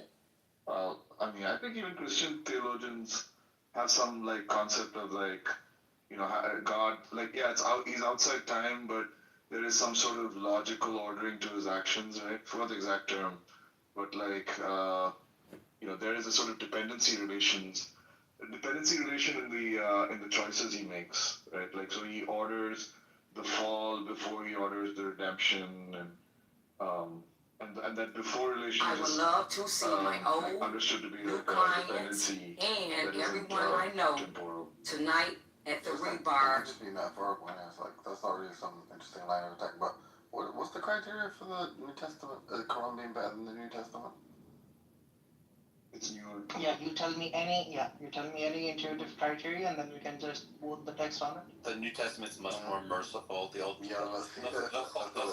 has like cutting off feet of people and crucifying them. Jesus doesn't have anything about crucifying people and cutting off their feet. Oh yeah, that's simply not true. Because in the earliest layers of the New Testament, there is a clear application and acceptance of the Old Testament law. That's like critical. But that's a sleight of hand, though. Wait. That's not a sleight of hand at all. You're saying they come as a tandem, then. Yeah, they do. I mean, that's the critical historical. That's the critical historical consensus. Are you just going to deny that? Are you just going to deny Are you just gonna deny the fact that Jesus? We are talking. Why are you He's not gonna answer. He doesn't have an answer. He cannot defend. There is no way. I just asked you guys about the criteria of actually judging. Shut up and let him answer you. He's not So going what to is the answer because criteria I'm of not going to judging shut Jesus? up long enough for him to answer because I'm going to keep talking. Yeah, of course. I'm not going to shut up because you guys don't have any criteria. Not answering. It's that like I didn't even know there was a question. I was saying something and you like, what's going on? You asked a question. Well, yeah, like he just cut you off and everything. That's what he's doing. But what's the question? I don't. What's the question? You said that there was a slight. Yeah, the question is. The New Testament. Yeah, the fundamental question is we are trying to. Fundamental question is this room is just fundamentally against Islam, nothing else. If you guys actually cared about finding out who these personalities were, Gets what to were the their point, names, motherfucker. what was their context, we would actually go through all of them and we will actually engage with that. But you are housing Christians on stage, and there seems to be no problem with traditionalist Christians. There seems to be no problem with traditionalist Jews. There just to be problem with this Muslims. So yeah, obviously there's a bias at play here. When I asked a question about, well, how are you going to judge? They get cooked. Yeah, exactly. Muslims. But can we look? So your question was, what was your question that you felt was? Yeah. So my fundamental question was, we want to engage with this question of, well, let's at a very baseline question we can engage with. Did you forget the question you asked me that I didn't answer? Because I don't think this is what the No, not just you. The whole room didn't answer. I don't know if you heard the question or not. No, I don't think I did. But I'm saying what I just asked was that is your point that like the Bible and the Old Testament, and the New Testament, they come as a package, and then the Quran. So what we're actually comparing is Quran versus Old and New Testament. Well, if you have a critical historical reading of the New Testament, yes. So what's the question that you keep saying nobody answered? The question can is. You lay it out in like one sentence or two sentences? Yes. What are the relevant criteria for judging the greatness or the genius or the moral clarity of a person, of an individual, qua an individual? What are these criteria going to be? And then we can go on and apply both of them or all the set of this criteria to Jesus and Muhammad and then come up with some sort Shut of the fuck up, bro. We heard this. Wow, that actually was 2 sentences. Congratulations. Yeah. So my understanding is you're saying something like, tell me what makes a person a good person. Is that what you're saying? No, great person. A great. Okay. What is that? What you're asking? Dumb it down. You have to dumb it down for these people. Shut the fuck up. Yeah. Are you just asking? I'm just trying to boil it down. Are you trying to say what are the qualities that a good person has, and we should lay those out first? Is that what you're saying? So here's some things that are in the Quran that I think are morally bad that don't exist in the New Testament. So hitting of wife is the final step to disobedient wives. Sex with female slaves, cutting off hands and feet, crucifixion, killing polytheists, wherever you find them, slave marriage. New Testament. I don't know if you know this, Ahmad, but there's just no interruptions. It's allowed in my room. Crucifixion, killing polytheists wherever you find them, giving women half testimony, women's testimony is worth half of men in financial matters, marriage and divorce of girls who haven't yet menstruated. The idea that someone could be killed for things they'll do in the future with the Khidr story, where he gets killed for what he'll do in the future, which is a bad precedent for how we should treat justice. Shunning people for being bastards, comparing women to farmland. All these are sort of like pretty evil and not in Christendom, or not in the New Testament. Oh, okay, amazing. Also, 1 minute. Bye. The relevant question here is not whether it's in the New Testament or not. Can you give some evidence that the historical Jesus did not hold to these values? Because the earlier 1 minute. That's a shifting of the burden. You're just shifting the burden. No, I'm not shifting the burden. If you're gonna let me finish. Yeah, because the vast majority of critical historical scholars agree that the earliest representation of Jesus' teaching none of those earliest representation include the violation of the suspension of the Judaic law. And Yes, all there's these one. things, let me Divorce. finish, let me Divorce. finish, let me finish, let me finish. And nearly or all of these values, and even worse, are part of the traditional Judaic law. So Yeah, can but you this bring is straight. any? This is straightforward. Let me finish. Let me finish. Okay, Let me Sam finish. has a Let me law. finish. Not Why are you All guys you do is speaking? compare Why are you lots guys of Tao Te speaking? Ching with the Quran, and you will see how One second, stupid guys. Muhammad Sam has is. this condition that nobody interjects. Well, because it creates anxiety. So And let's that's not obviously the reason, interject. but this is just like straightforwardly motivated. Okay, let him You're finish. You saying can the New critique him. Testament, or You you can mean the refute Old him. I'm Testament? still speaking. Yeah, I don't care about the I care about the historical Jesus. I don't know why you're obsessed with the New Testament. Yeah, so can anyone? Yeah, so what is the evidence that the historical Jesus, who by the way was a Jew, did not hold to these values? Yeah, historical Muhammad did. What's the evidence that historical Jesus did not? For all intents and purposes, we have no evidence that he did not. This is bizarre. This is bizarre. How is that bizarre? Anyway, ma salama, you guys are not interested in truth. You are interested in Masalama. Islamophobia, lanatullahi alayhim ajmain. Fuck all of you. You are just interested in Islamophobia. You're gonna make robots. We're gonna show He's still a coward. He never changes. He's always been a coward. Ron's like a little bitch. Yeah, it's like a fight in your ass. Yeah, that's what you guys are good for. You guys are all Wait, did Matt get run this? No, did Matt? He run this? No. You guys have all been molested, biggest bullshitters on Clubhouse have left the room. have all been molested, traumatized by. The fuck are you talking about? Yeah, fuck your Jesus Christ as well. Fuck your Mary. Fuck your Just move this guy down, bro. What's going on? Just move this guy down. It was so funny that Timothy was trying to answer his question, and as soon as he was trying to answer his question, he's like, "You can't answer my question. You're Islamic." Okay, Sam. I want to Stop fucking talking over each other. I want to talk, Sam. Can we? These two bullshitters, are the most intellectually dishonest people on Clubhouse. They think that Khomeini is the great leader. They worship and condone murderous thugs like Khomeini, and they all hide it and disguise it under so pseudo rationalist. Yeah, Khomeini was greater than Muslims. Yeah, and they refer to the historical critical method.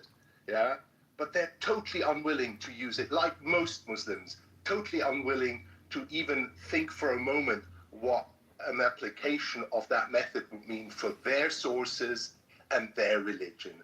So fucking dishonest, and then pretending to be rationalist about it.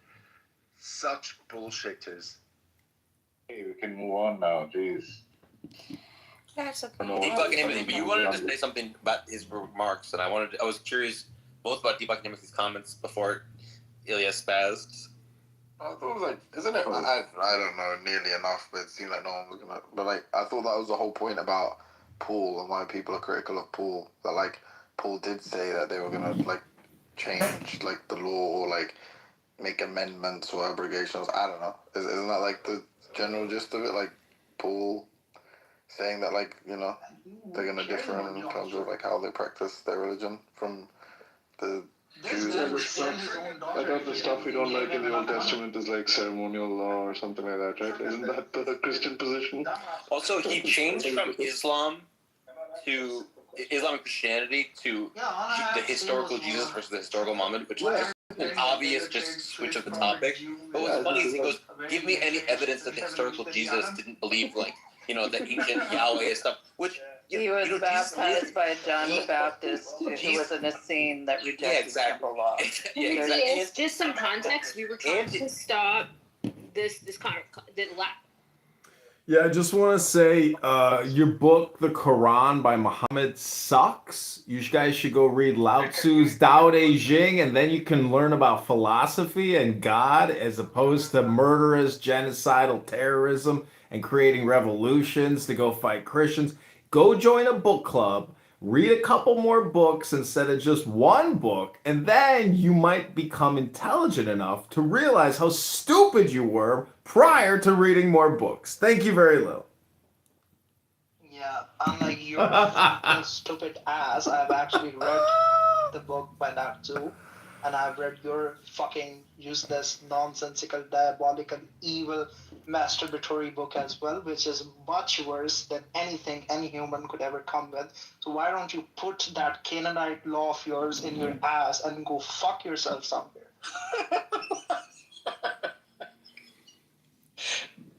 The thing is, that was pretty accurate.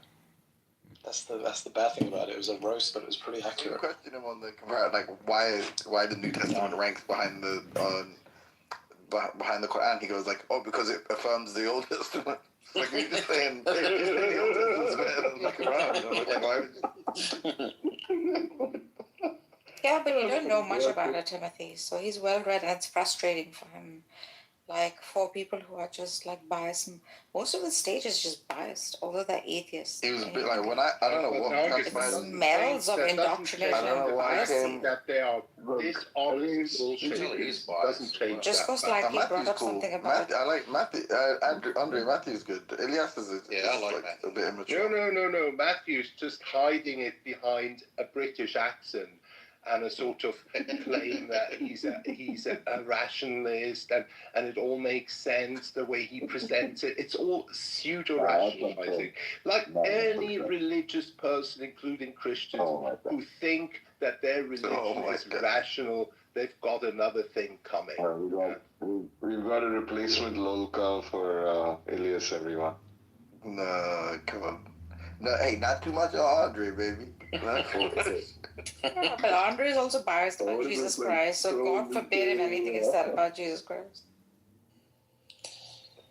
I listen to a lot it looks like Zambi's upset by what happened, but Elias is being insanely dishonest. Every day. Dishonest what? But I'm, Nargis, unlike your Muslim brothers, because now my Nadir Matahari friend, you're again, switching sides as you usually do. Unlike them, I am willing to accept and look at the criticism of my religion, at the historical critical method. Yeah. What I see with Muslims is they're leeching on research done by actual Christians about their religion and are completely and utterly unwilling to look at their hadith, their Quran in the same way, in an honest way. Complete lack of that. Yeah, they're sponging and leeching on the academic standards we have developed in the Christian West, and they're unwilling to apply it to their own religion. And that is that most Muslim countries, missed out on industrialization, are now still in tatters. It has very much to do with that fact of constant self-radicalization, alpha male demeanor, and unwillingness to actually do some real thought work for themselves, on their own religion, on their own countries, on their situation. It's always blaming others. It's always the Dawaganda we're treated to here every day. I'm so sick and tired of it. Yeah, I don't support that. I've never supported that. But they're not, but Andre, in all truth, like, they don't give a shit about, like, traditionalism or whatever research done on, hadith or whatever. Like, it doesn't, they're coming from a different stance. Yeah, of course they'll have, like, critical views too, but I do agree, like, one doesn't have to show the falsity of one to assert the truth of another. I'm going to read some more Quran. Glorify the name of your Lord, But Most yeah, High. you are biased. They're right in that, but even a broken clock. I'm literally just reading the right twice a day. Yeah, true. So true. Glorify the name of your Lord Most High, who created and perfectly fashioned all, who ordained precisely and inspired accordingly, who brings forth green pasture and reduces it to withered chaff. We will have you recite the Quran, O Prophet, so that you will not forget any of it. And Allah, unless Allah wills otherwise, He surely knows what is open and what is hidden. We will facilitate for you the way of ease. So always remind with the Quran. Even if the reminder is beneficial only to some, those in awe of Allah will be mindful of it. But it will be shunned by the most wretched, who will burn in the greatest fire, where will they not be able to live or die. Successes indeed are those who purify themselves, remember the name of their Lord and pray. But your deniers only prefer the life of this world, even though the hereafter is far better and more lasting. This is certainly mentioned in the earlier scriptures, the scriptures of Abraham and Moses. I don't think I've read one single surah. I've read from chapter 50, and I'm all the way up to 87 now, where they didn't mention the burning of unbelievers. I don't think I've come to a single surah that hasn't brought it up. It's kind of unbelievable. So, inspired by Sam, I would also like to do a short reading from one of the most inspirational, greatest pieces of literature the world has seen. That Sam I am. That Sam I am. I do not like that Sam I am. Would you like green eggs and ham? I do not like them, Sam I am. I do not like green eggs and ham. Would you like them here or there? I would not like them here or there. I would not like them anywhere. I do not like green eggs and ham. I do not like them, Sam I am. That was well said, Deepak. Well said. It's so deep. Thank you very much for sharing.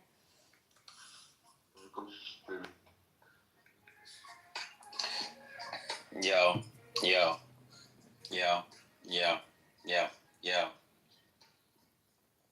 I do not like them in a house. I do not like them with a mouse. I do not like them here or there. I do not like them anywhere. I do not like green eggs and ham. I do not like them, Sam I am. Would you eat them in a box? Would you eat them with a fox? Not in a box, not with a fox, not in a house, not with a mouse. I would not eat them here or there. I would not eat them anywhere. I would not eat green eggs and ham. I do not like them, Sam I am. Would you, could you in the car?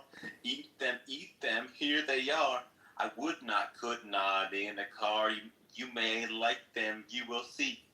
You may like them in a tree. I would not, could not in a tree. Not a car, you let me be.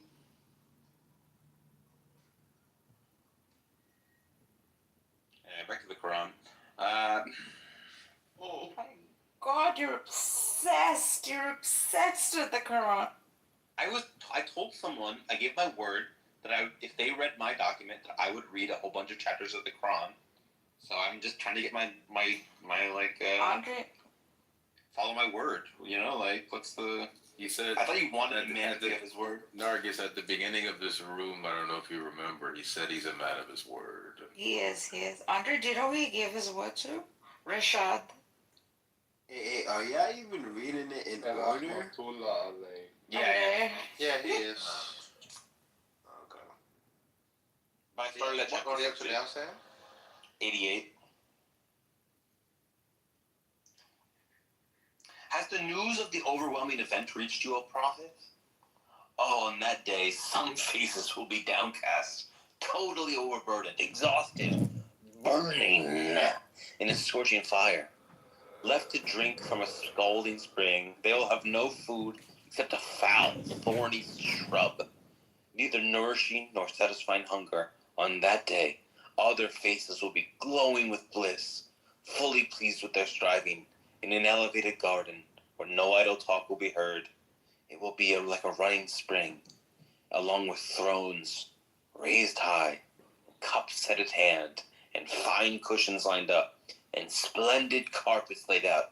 Do they ever reflect on camels? How masterfully they were created? And the sky, how it was raised high?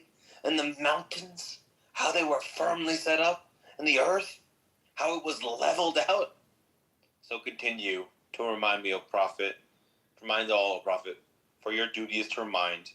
You are not there to compel them to believe, but whoever turns away, persisting in disbelief, then Allah will inflict on them major punishment. Surely to us is their return. then surely with us is their reckoning. Beautiful, Sam, beautiful. I mean, I hope you're aware, that, it wouldn't take me 2 minutes to find a very similar passage in the Bible.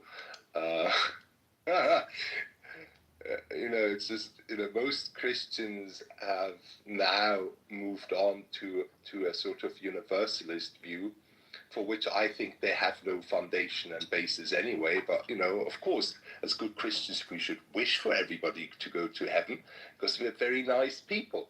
But, this is a sort of passage where I have to say, inspired by the Bible, probably. Well, there's a funny thing. There's a joke in the West, which is, what is a camel? It's a horse created by a committee. What is a camel? Is a horse created by a committee? So it's like saying, oh, look how amazing the camels are. But the West makes fun of the camel. It's weird that they think they certainly make very delicious cigarettes, them camels. Yes, they do. So please don't say anything bad about the camels. And they are marvelous. They can store so much water in their, humps and Their humps are fat. Andre, their humps are fat. Come on. Yeah, but they store water and No, not in the hump. But they have carpets in heaven, and then they have the world is leveled out. I don't think the world's leveled out, guys. Why does heaven need carpets?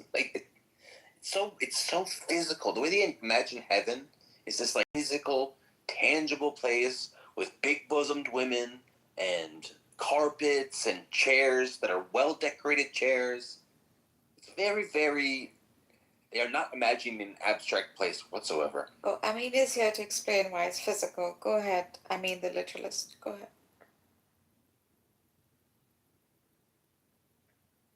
No, I'm just here to say that there are verses that actually explains it. That there is, you can't even comprehend what's in paradise. Like you want to make it seem as if it's like physical and everything, but no, it's all explained physically.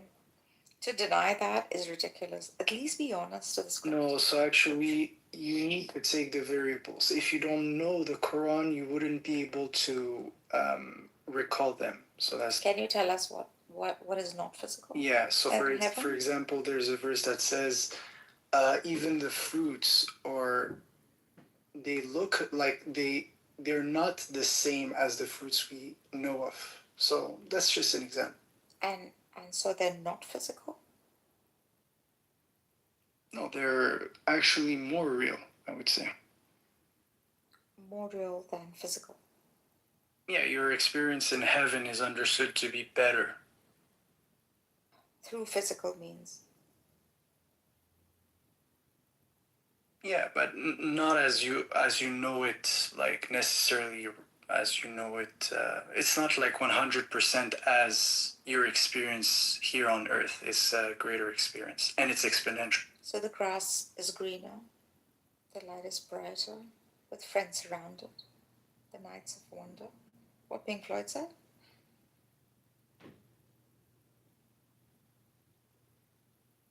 I guess. Still physical. I don't know what you came to prove right I've heard I've been reading the Quran for hours now. The descriptions of heaven in the Quran are over and over, that there's fancy chairs, that there's carpets, that there's fruit that you can grab, that there's silver cups and crystalline cups that you can drink out of whatever fruits you want to eat, whatever meat you want to eat. Nice chairs, beautiful ladies, servants. It's all physical. Hundreds of verses. So I'm not to deny this physicality when there's hundreds of verses is just to not care about your holy book whatsoever. Just be honest. Not denying. Be honest I'm not with denying. the scripture. So I'm not denying. So when I say, for instance, I'm a spiritual person, what does that mean? It just means that you're searching a higher level of consciousness, right? So for me, at least, that's what it means. So paradise would be this. It would be an experience that's more conscious. You're more present. Therefore, reality appears better, and that's pointed out many times. So, like a psychedelic trip. I guess. I mean, yeah, whatever.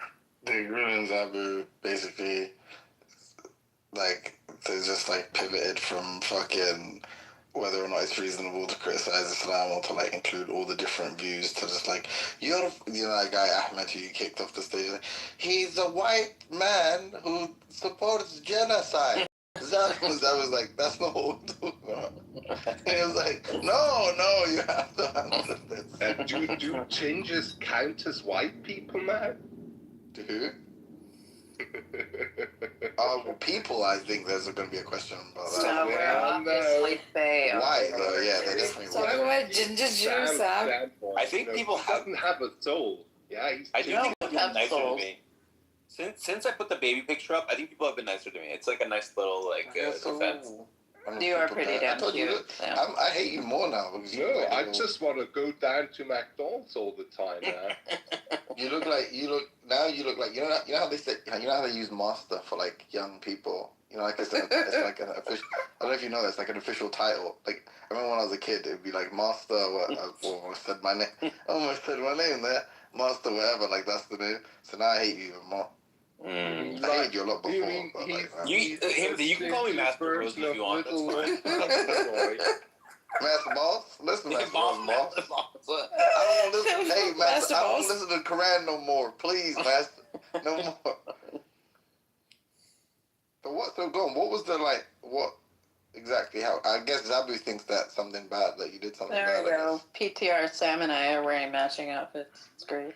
Oh my god, I haven't seen this one. Oh my god, so cute. We would have gotten along really well, Cora.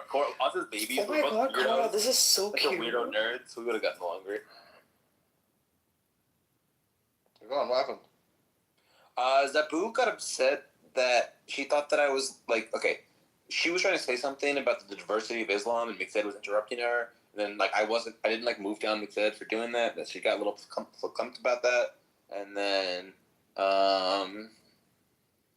what else? Someone was saying you're only looking at it through the literalist lens, and therefore, obviously it's going to be shitty. But look at it through the sheer schools of thought, where a lot of thought, literature, and analysis has been done on the Quran. Yeah, well, the same in the Sunni. Hey, people have 1,400 years now to develop a spirituality and exegesis around this. Yes. Christians had 2,000 years. Yes. It's not like people don't have explanations. I would like for somebody to, I'd be curious to hear from somebody like Amin how he interprets the passage in the Quran where it mentions that I'm not concerned about cutting off of hands. Christians have done this as well as a replacement for the death penalty in the Byzantine Empire. I'm not going to throw stones in a glass house, but one thing is, things like the visiting times of when you can go and see the Prophet. How is that relevant for all eternity? That's a sort of, it's a little things, That. No, but wait. But it seems like what they're grilling her on now is that you guys are trying to have a discussion about some comparative analysis of religions, and you guys are basically you're playing defense for the the Abrahamics, that the non-Islamic Abrahamics basically, and trying to criticize Islam, and that just showed a clear bias. That's what it seems. So I don't know. That's what Elias and them guys are saying. That is what Elias was saying. Sam has but I thought that would just Christianity before. It's not like that. But he doesn't do them often. No, but I was thinking in the case of this conversation, I'm saying what happened that he does it all the time, Andre. What are you talking about? Okay, I don't think I'm gonna get my answer. I don't actually fully understand why Zabu got so irritated. I don't actually understand it. I'm saying, but I'm asking you, just sequence of events. Elias comes into the room and then goes I want to debate fucking whether or not Christianity is worse than Islam. Is that what happened? Basically. I mean, Elias likes to take over rooms. He's a very strong personality. Me and Daniel were just reading the Quran. We started at chapter 50. We're on chapter 90 now. Which is we're literally just trying to get through it, I was also and then so he came in while you were reading the Quran and called you an Islamophobe, and said, is that what happened?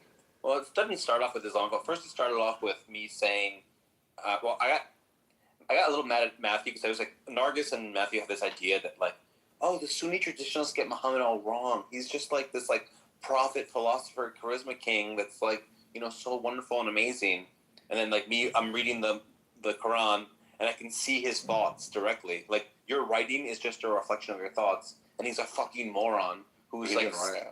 I think he did, and he's just like spastically writing over and over about how the you know the unbelievers are going to burn, and then in heaven they're going to get fruit that you can grab. Like there's like fruit right there, you can grab it. And there's like really nice carpet and a really nice chair, but they're going to eat pus in hell. And he just like keeps talking about it like way more than I thought they would talk about it.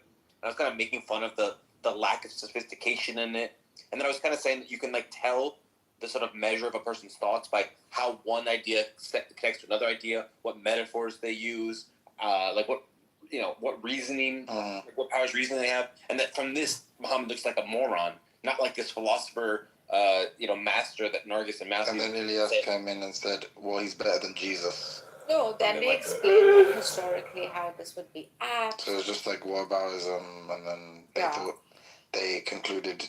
They just like psychoanalyzed you. Let's not forget. Sam also hold on. Sam also was reading the Quran like a Southeast Asian guy who was reading it with like some sort of like Hindu meditation music in the background. And I think that was like what made fun of it, right? That's such a fucking coward, bro. Like I never. Don't be like he's that. never good. Okay, thank you, man. I've never met that dude. It's the first time. He's a wanker. What you just said, Sam, in terms of him speaking a lot, is like the opposite experience where like I can never get him, and if he does, he just memes. Like every time we're in a room and there's like a serious discussion, Sully's there, so anyone's there, he just memes. Like he'll never just engage sincerely. Like he's like so intellectually insecure. It's like ridiculous. Anyway, I think, where you really need to see the red flag is when there is a group of people, a tiny group of people, perhaps a handful, who claim that they got it all made and know what better than the rest of their religion. Kind of always a red flag, no matter whether it's Islam or Christianity. They just try to make it sound clever in a sort of Western way, and then in the end, they tell you in your face, Imam Khomeini was a great guy, it's either atheism or Khomeinism and all that, and I cannot take people like that seriously. I used to think that was a kind of joke, But sometimes they're trolling.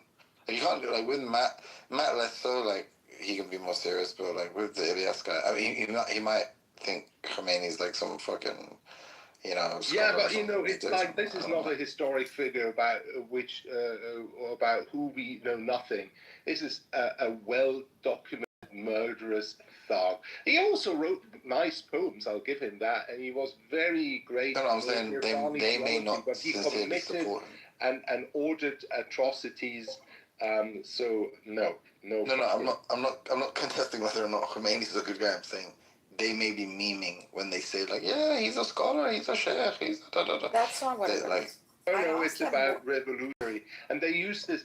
It suddenly dawned on me that they really meant this when they talked about, the criteria they measure somebody by is the revolutionary value somebody has, and that is just Khomeinism talk, and that's why I got so fucking angry with them, and for the first time in my life, I've actually done the lan on Khomeini because they're so fucking audacious to bullshit people in their face about with all the smarmy talk about rationalist Islam, and then they come with fucking Khomeini. Fuck that.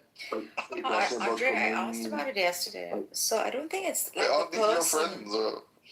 Yeah, I asked them yesterday like what it is. Himothy, please.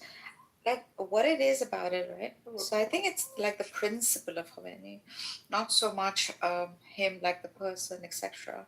The one So, who you, like, so you don't mean, so you're not talking about Khomeini, Qua Khomeini. yeah, not the like the historical Khomeini, like the principles by which he Yeah, stood. what the fuck is the principle of Khomeini? Like it's the idea of him, you know. The idea of him, yeah. Oh, fuck that. That's just roulade talk. That's just fucking roulade talk. No, perhaps unfulfilled. However, the idea of him, like the revolutionary who will at all times ought to speak against like powers, but he's not scared of them. He will condemn the West, even if it means, getting sanctioned, etc., etc. That kind of spirit. Now, whether but he you see, achieves that in practice or not, right? Just enabled the regime, and to this day enabled the Revolutionary Guard to actually have a firm grip on that country. You know, there's nothing noble about it. There is nothing noble about the Muslim Brotherhood inspired Qudsism. Khomeini falsified. Khomeini was a battery of the worst and highest rank. Who embraced Muslim Brotherhood ideology, and the people of Iran are still paying for it now. Yes, I agree. However, I agree. Bullshit. I used to be, just because I have Shia friends, I used to be kind about it, but those days are gone. Khomeini was a fucking lunatic and an asshole. He didn't even come by his Ayatollah title in a sort of regular way. They only made him Ayatollah because to save him from the death penalty, not because he was qualified for it. Same with Khomeini, who never wrote a Risala. These are all bullshitters. Yeah. Absolute bullshitters. I am definitely not oppressors. When the for centuries the Shia principle was better to be oppressed than to be the oppressor.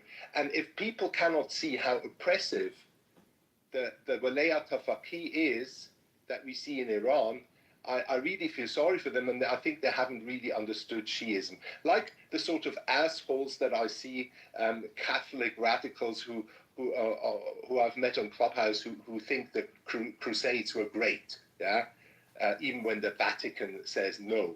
Yeah, and they still go on. These are all bullshitters, people who are lowlives, have no real success in life, and need to feed their male ego with these fantasies of omnipotence and violence and sort of self-made up or superiority. It's so base and so easy to see through for anybody with some sort of emotional intelligence.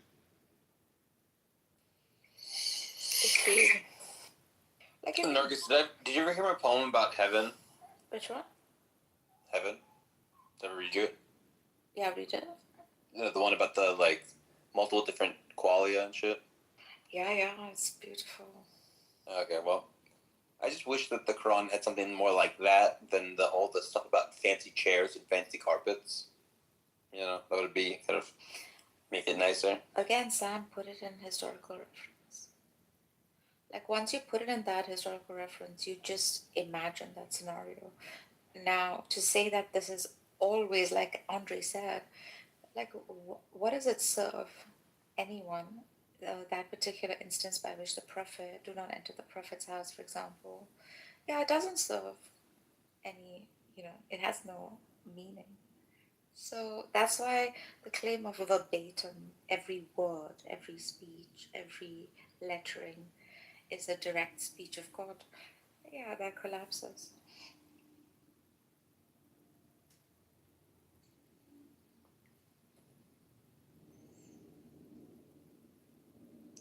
But you can still see it through some historical reference. Sam, did you understand what Matthew and I were trying to say through the historical thing? Listen, you guys were saying that, Muhammad was in a place in a context. He said there was a drought. He's trying to get people to share food in a drought. And he needs to say whatever he needs to say to get people to do this. Yes. And these are a bunch of illiterate Bedouins, and you got to threaten them with hellfire to get them to do the right thing. And the right thing is to, give to charity and all that stuff.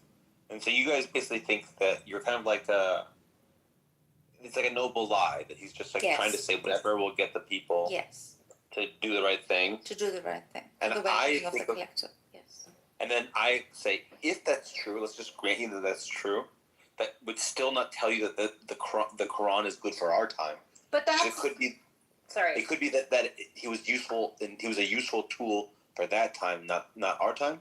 And then the second claim is, I just don't think it's plausible that that's a good psychological account of what the man was like. So I both think if it's true, doesn't matter. Might not mean that the Quran's useful now, but also don't think it's true. But that's where I think like the point Matthew was making is really relevant in the sense that like religions adapt to different contexts. There's always innovation and interpretation and reapplication, but the principles stay the same. So the principles remain, and then the actions and behaviors and how that gets applied is different. And your concern of the violence and the idiocy of literalist Islamists is a problem that actually needs to be addressed. But that is still not majority of Islam. And so putting it in historical context allows you to actually see how these other schools of thought develop their thought further in today's context. So for the literalist Islamist, or for the people who argue that we need to go back to the way Prophet Muhammad was acting, of course it's irrelevant.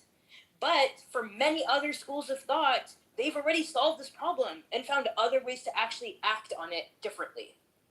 And take different ways to apply the principles that are actually relevant, very peaceful, help other people. It's not all bad. Most of it is not bad. So when you're going through the Quran and you're saying, well, this verse is completely irrational, but to who? To the context within which he's in? Are they saying it? Or the literalist Islamists? Okay. But how do the rationalists and the scholars and the academics and the many historians and all the religious studies scholars, everybody, how do they look at it now? And how is the principle being applied now?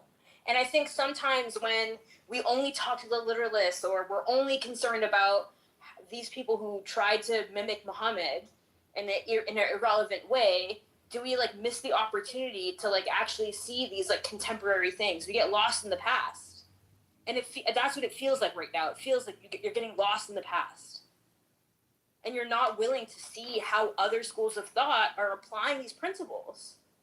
And I know you, so I think you are, because you talk to us, and you talk to Nargis and I, right? And I know I don't always like educate. I'm not interested in doing that all the time, but I try to share some, and I think you would be interested in that and curious about that. And I know you're not as exposed to it on here because of the kinds of conversations you're having. And I think your document is fantastic, and I fucking loved it. And I said that to you the first time I talked to you. But I just think there's a limit to that approach, and you have to be willing to accept that it's limited, and it's not the only way to address this issue. There's other ways to confront it, and you have to be willing to be open to that. You're very triggered right now, Zabu, and I don't fully understand what's going on. I don't know what I'm doing differently today than I've done any other days. I'm just reading the Quran as opposed to reading my document, but I feel like I don't get what you find egregious about me just reading the Quran and commenting on it. Like, why is that triggering you? It's not just, you're not just reading it, and you're not just providing commentary. It feels different this time because it's how are you expressing the willingness to look at these other views? And that felt closed off in this conversation. That's what was triggering. Because I know you to not be closed off. I know you to be very open-minded. And it came off as something else. Right, so like, I don't think Napoleon was a particularly good guy. This is pathetic. You could probably take Napoleon's writings and just make a religion out of it. Get a And then there life, could be fatty. like good and bad religions that were based out of Napoleon's writings. Like some people focus on his like bloodshed and killing. Some parts of them focus on the fact that he built like a civil code and advocated for science and archaeology and protected the Jews. And you could have like extremist, violent Napoleonists and Get a life, fatty. Napoleonists. But then that could happen. Then the question is, why are we basing anything on Napoleon's life at all, given that he's like a bit of a bastard? And like, Pretty even if you funny. have liberal interpretations of a bastard's work, the man is still a bit of he's a conqueror. He's slaughtered, killed lots of people. It's like, why even do the project of making a liberal version of a bastard's work? And so I agree that you can come up with liberal versions of anything. I could probably come up with a liberal version of literal Nazism. I think liberal is. I don't mean liberal. But like, why would we do that? Because it's not about. So this is where I think you get lost. Because I understand the atheist tendency to be like, well, we don't need any of it anyways. But if you're actually trying to address literalist Islam, it's kind of like recognizing that like there's like religion is a marketplace and there's a lot of choices. So you might not agree that Muslims should be Muslims, but then to attack all of Islam and say it shouldn't exist is closed-minded. Not to convert you to not an atheist, but you're closing yourself off from learning how these other principles get applied. In doing that. So it's not about saying, oh, you need to not have a critique of all of Islam or whatever, but there's a little bit of a limitation or dishonesty in that. Because now you're throwing it all out. So then when you read the Quran and you're taking a verse that I actually understand it to mean something completely different than what you're reading, because now the principle of the principle is the same, but the way it gets applied is different, right? Now you're saying that I'm irrational. And that my practice is not important to understand. And that's why I get triggered, because now you're saying it about me. And you're saying that the tradition that you are open to saying that, oh, well, it's not your Islam, Sabine, but now you're saying it is. Because you aren't looking at how the principle is being applied now or the historical context. So You didn't say shit to you, lady. You were whacked. Worth knowing why I think that this is important to me. So I'm taking it personally. He's reading a book, you clown. I want to read. Have my own version of the Quran. This is like autism at its finest. I'm gonna read some of it. Have you not considered how you are but a thin leaf on an ancient branch, and how many leaves will yet unfold after you? Your descendants will drink the water you cloud and breathe the air you poison, inherit the ruins or gardens you leave behind, the climate, the rivers and the seas, the soil and forests, and fragile multitude of species. These are trusts placed in human care. Whoever treats Earth only as a quarry and a landfill has betrayed the covenant with both the past and future, worked to forestall the disasters that could erase your entire story from.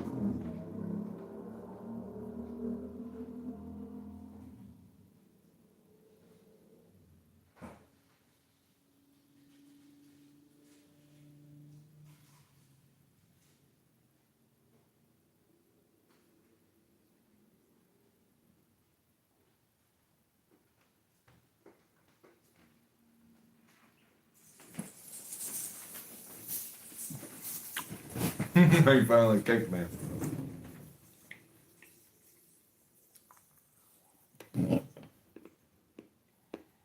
Somebody on that nasty kick. You know what? Come out of my mouth that I follow him. Nobody takes up the meaning that, oh yeah, but I think that we should, or tying young children should be allowed. Right? Yeah, so that's obviously not the relevant sense, and that is the thing I began from. But I mean, if you don't have the capacity to understand that, my friend, I can't do anything.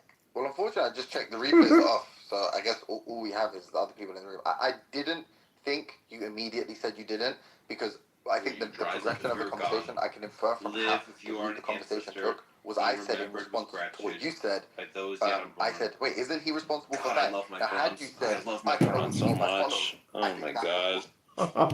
My Quran is so good.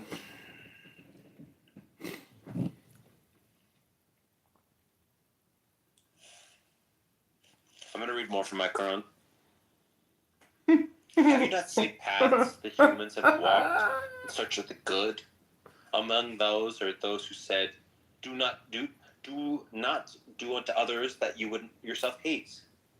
They bound justice and kindness and study. And those who said, love the source of all with all your whole being, and love your neighbors as yourself, turning the golden rule into living fire. And those who spoke of Dharma, of duty without clinging to reward, and of gentleness that reaches even to insects beneath the plow. And those who seen that craving breeds suffering walk the path of the right view and right intention and right speech and right action, bearing compassion for all that feels. And those who wrap themselves in radical non-harm, guarding thought and tongue in hand, lest they would wound another creature. And those who remembered the one, earned by their own labor, shared their bread, and drew their swords to the oppressed. And those who sought harmony through ritual and role, teaching children to honor their parents, and citizens to honor one another. And those who said, move with the way, act without domineering, be simple, humble, be like water. And those who divided the world into truth and lie, and strove for good thoughts, good words, and good deeds. And those who proclaimed the unity of mankind, that science and spirit need not be enemies but partners. And those who spoke of virtues as habits, a mean between excess and deficiency, aiming at a deep flourishing rather than a shallow thrill. And those who taught reason to rule passion, turning the soul towards good beyond all appearances. And those who sought quiet and stable pleasures, pruning anxiety with friendship and simple living. Sam, was my response to you not clear? I just want to finish reading my Quran, but then I'll respond to you in a second. Do you think we miscount these voices? Surely, we know every spark of insight and every deed of love. From many wells people draw, yet all clear waters reflect the same sky. Hold fast in what these paths converges, honesty, mercy, and courage and care for every mind that can feel. Let no story, however holy to you, stand immune from reasoned critique, for the real is not threatened by honesty. Anyway, I don't know. I just feel like you're fucking. I don't know. I just feel like you're a bit triggered, and I don't know what to say to you. I'm literally just like, I don't think that your Ismailism is a bad ideology. I don't think it's a bad thing that exists. I would much rather every Muslim be what you are, or what Ilyas is, compared to what they generally are. I think it's good that this exists. I think that, like, it's not some platonic ideal of the best religion ever, because I think fundamentally, all religions are flawed. I think Muhammad, I don't think he was a particularly nice man. I think the Quran is very, very flawed as a text. So then it's just like, okay, well, it's a good version. It's like a good thing that it exists, but I think that there's better things, better heights that we could climb to. Okay, saying I'm just triggered is like also triggering. So I'd appreciate it if I'm responding to you and I'm actually talking to you about something, you not say that to me. I don't think it's helpful. And I think the difference is that usually you're doing it in a manner that is really clear about the fact that it's literalist Islam. But you're talking to Matthew and Ilyas as if they're literalist, like they're also literalist Muslims, and they're not. And of course they're not literalists. Pardon? Of course they're not literalists. They just think Muhammad is a really good man. But there's other ways to talk to them about that then. Where did you get that from, that he's not? Where's that assumption coming from? I think most warlord conquerors are bastards. So Which is what you're calling him. Yeah, so I think that Napoleon, Genghis Khan, Which is what you're assuming he is. Tamerlane, Julius Caesar, Alexander the Great. I think these are similar figures in history. I don't think you've studied academic history or the life of Muhammad. I really don't think you know much about him. And then you don't see how, like, your focus on just literalist Islam has turned you into the same thing. You're acknowledging that, yes, these literalist Muslims will take the Quran and have these weird interpretations of the Quran, but you're limiting Islam to only that. And other Muslims don't just rely on the Quran or just the Hadiths. There's other sources of analysis that they're using over time. Other traditions, other practices, other, like, devotional texts that have arisen in the Islamic in different Islamic traditionalists, or different. Sorry, just saw the thing in the chat that confused me. Different Muslim traditions. Zabi sounds like a And so angry trigger. it just feels like in this conversation, you just like closed yourself off from that curiosity to see how this actually plays out in other ways. The Quran is not read this way by everybody. You're literally just beating the shit out of a straw man, and you're making up a cartoon figure of what you think I'm doing or think, and then you're getting mad at the thing that doesn't exist because it exists in your imagination. I've never claimed that there isn't a diversity of Islam, nor have I not been open to learning about the diverse ways Islam exists. The two things that I have claimed is that, one, the Quran is not from God, and I'm trying to get evidence for that. Then the thing that I also said is that I don't think Muhammad was a particularly insightful or good man. And I'm also willing to give evidence for that. I've never said that there aren't other paths of Islam, there aren't other things to learn about, other ways of being, other ways to learn. I'm not curious about learning about the diversity of Islam. I probably know more sects of Islam than the fucking 98% of people on this fucking app. So you're just getting mad at me for something that I haven't said, I don't believe, and it's very annoying, because I don't make up a thing in your head about what I'm doing or thinking, and then get mad at a thing that's not even real. Actually look at me and what I'm thinking and saying, and actually reflect on what that is. I am, Sam, and I'm not leaving, and I'm not trying to annoy you. You asked me why I'm being triggered, and I'm telling you something in this conversation was different than what you usually do. And that's why I'm thrown off. That's it. I don't think I'm making it up. I'm not saying that this is your inherent behavior. I think it's strange behavior from what I'm usually used to. That's why I'm talking about it. I'm sorry you're upset. I'm not You're being trying different, to Sam. I really care about you. I really enjoy our rooms. I enjoy our conversations. I enjoy our friendship. It's not about that. I don't think you're a bad person. I literally went to the other room to fucking say that. I literally went to the other room to say that. I defend you. I care about you. I do all of these things. I show you this affection for your creativity all the time. I'm not trying to beat you up. I'm telling you that I'm just thrown off. I'm thrown off. Sabu, you were triggered over Sam being different tonight? And that you're He's open reading to a it. book. I guess I'm just asking for reassurance. Like, remind me.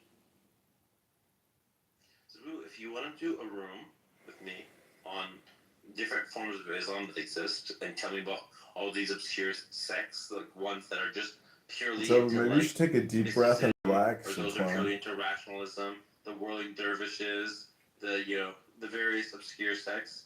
Happy to learn about them. Very curious about it. Would love to learn about it. I love learning about the diversity of the worlds, and also as a human, I want nothing human to be alien to me. So I'd like to learn about different ways people understand things and do things. And I'm happy to have a room that you host on the diversity of Islam. But you can't just say that I'm just triggered and upset for no reason, and that I'm making it up. Like, that's not fair. Well, the thing you made up is what you think I was up to or thought and believed. All I've done is read the Quran and then commented on it. And you were saying, Sam, what you're saying is you're not open to these other forms of Islam. No, I'm which saying I never it said. as if you weren't.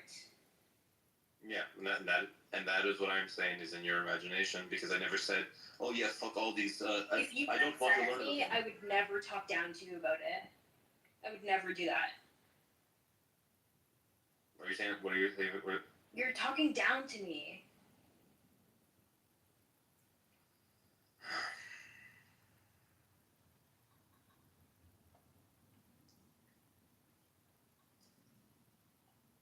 Listen, I'm happy to reassure you that we can talk about the diversity of Islam. Talk up to her. I think that I was actually just reading the Quran. Talk up to her. On it. I don't know why this. I think you have an image in your head of what I'm doing that's different from you. Grow up, Zabu. I assure you that me and Daniel. Take the metal. Daniel and I constantly make jokes about the Quran. We're talking about having Kaaba matches with Abu Lahab and stuff like that. And like, so we were just doing more of that. We were just a little bit shocked. Grow I up, guess, Zeppelin. a little Take the quick, metal just rings the out your sheer nose and maybe hit the number gym and versus realize. the people that they're gonna burn in hell. Roasting!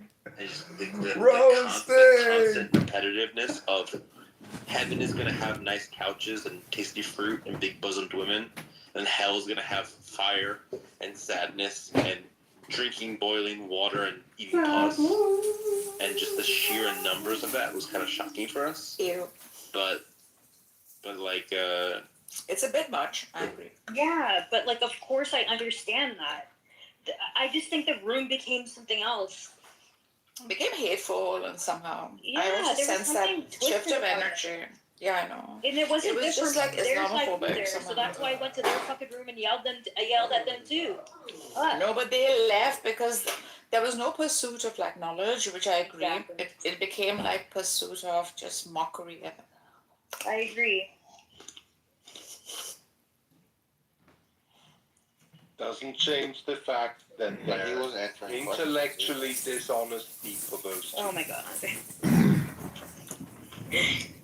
Why do you have to talk about them? Why, Andre? Why can't you say something nice about what I just said? Because Andre has a point also. By exposing the falsity of one, it does not assert the truth of another. And I've said this over and over again. I want to read you more from Sam's Quran, because I like Sam's Quran.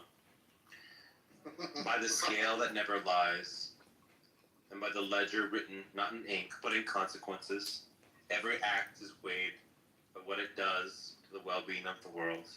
Many deeds feel righteous, yet breed fear and hunger and despair. These are but idols of the ego dressed in piety. Better a small kindness that softens one hard day than a grand gesture that leaves the vulnerable broken. Share from your surplus with causes that help the most. For some gifts heal a scratch, while others close a mortal wound. Give first to those at the bottom of the well, before painting flowers on the cup of the prosperous. Do not earn from fraud or hidden harm. Ill-gotten wealth is a house built on rotten beams. Use force only as a last reluctant remedy, proportionate, guarded, never spilling over onto the innocent. Torture and collective punishment are stains that soak into the soul of people, and there's no necessity can wash them clean.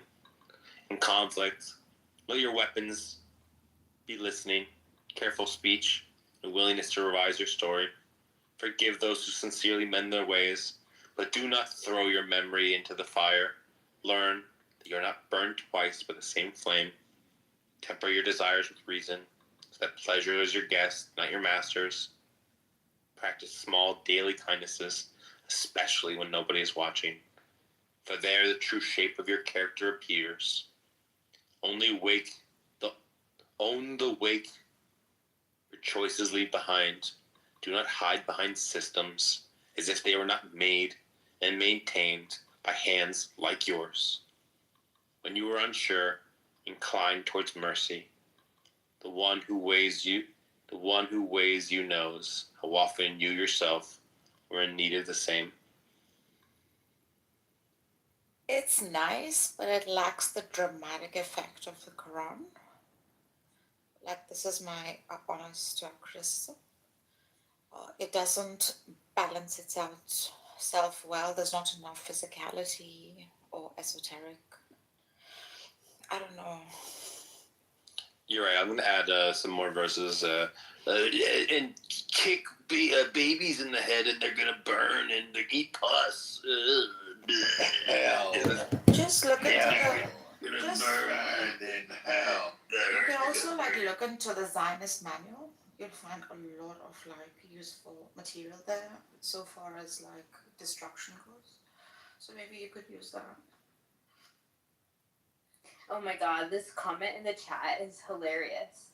Congressman says, "Grow up, Zaku, and take the metal rings out of your nose, and maybe hit the gym and read loud, Sue." Oh my god, fuck yeah. Shut the fuck up, John.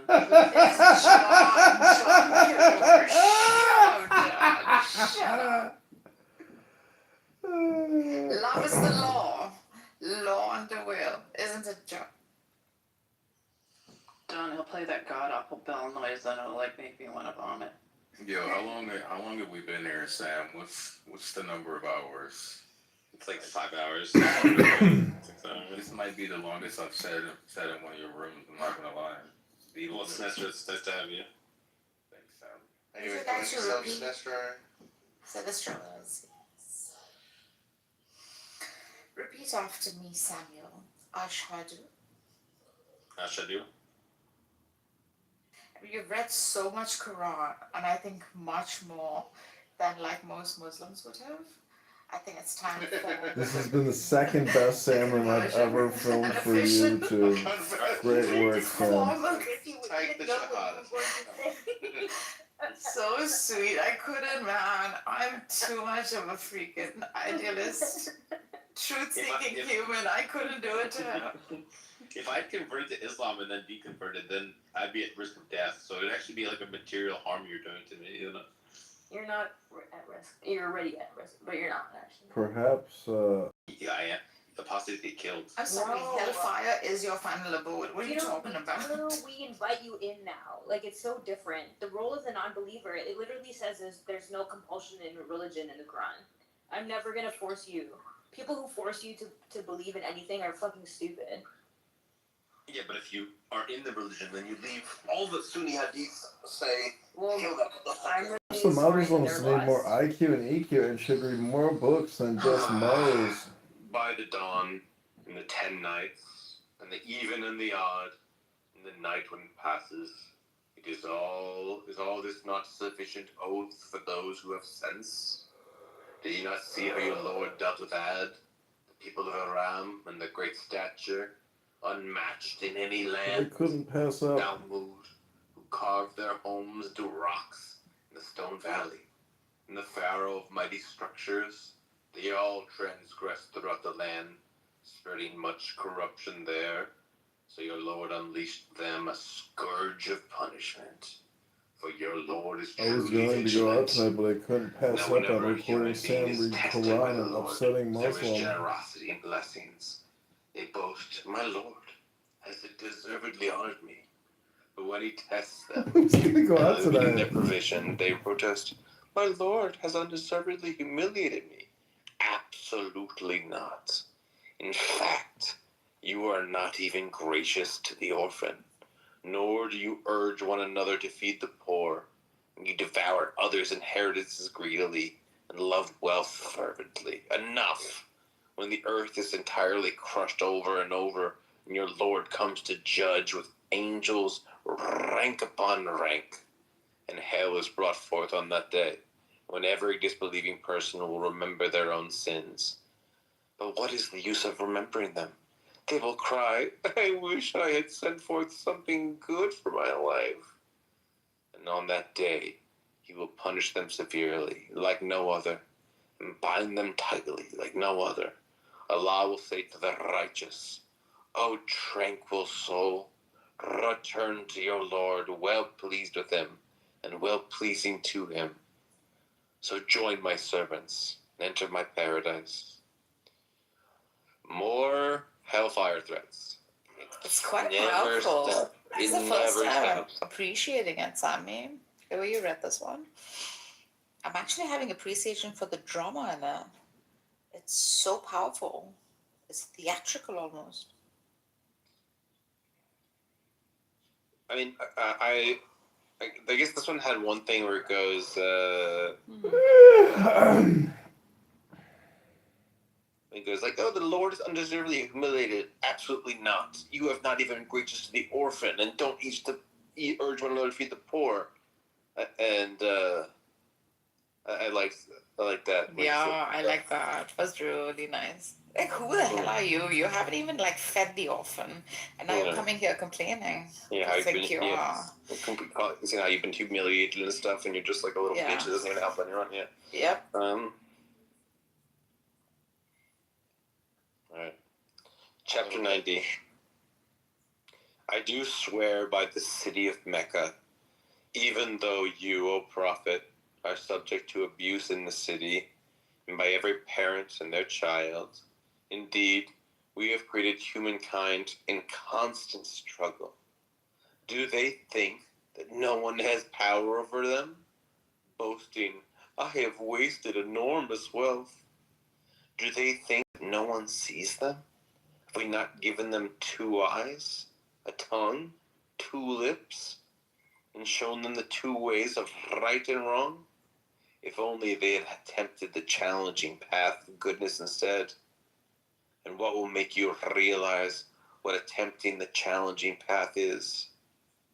It is to free a slave, to give food in times of famine, to an orphaned relative, to a poor person in distress, and above all, to be one of those who have faith and urge others to perseverance and urge each other to compassion. Those are the people of the right. And for those who deny our signs, they are the people of the left. And the fire will be sealed over them. Again with this fire shit, can you just fucking cut it out, Quran? Because it is the worst way of dying. Like literally, it had this really. This is actually of all of the surahs I've read so far, this was the one that has the most amount of feed the poor, free a slave, give food in famines, help orphans, help people in distress. Like it had a lot of that in it. Yeah, And yet, so these become it still has the fucking stuff about the hellfire. Like it just Sam, can't even if you keep help reading, itself. if you keep reading from here, these become instructional. So it's more like coming towards the drought surahs. See, at a time where these mofos didn't want to like shell out a single penny, and parents were actually burying their girl child alive. He's coming forth and he's saying, "You motherfuckers, like, are you serious? This does seem like a struggle for you, doesn't it? You've never given charity. This bridge between you and the freaking elite is so much that these people are literally burying their kids. Don't you see through it all? Don't." And then he's introducing a God in the middle of all this and saying, "Don't ever think this providence is coming from you. What you have is meant to be given so as to maintain the well being of the collective, so as to have social order and human dignity intact." So these are the ways in which he's sort of, uh, trying to get them to reach like a higher cause that he has in mind. None of this, by the way, is being done by means of any miracle of sorts. He's not turning the rod into a serpent like Moses. He's not making birds out of clay. He's just using himself. And in this, there is greatness. This is what I'm saying. Like, look at it like from the outside. I'm not even putting in any emotion into the whole thing. And I'm thinking, this is fantastic. He doesn't have any family backing. He has no financial backing. All he's doing is creating well-being for the collective. And he's saying, fuckers, just shell out money and help the poor and let this drought go so that we can be successful as a human family.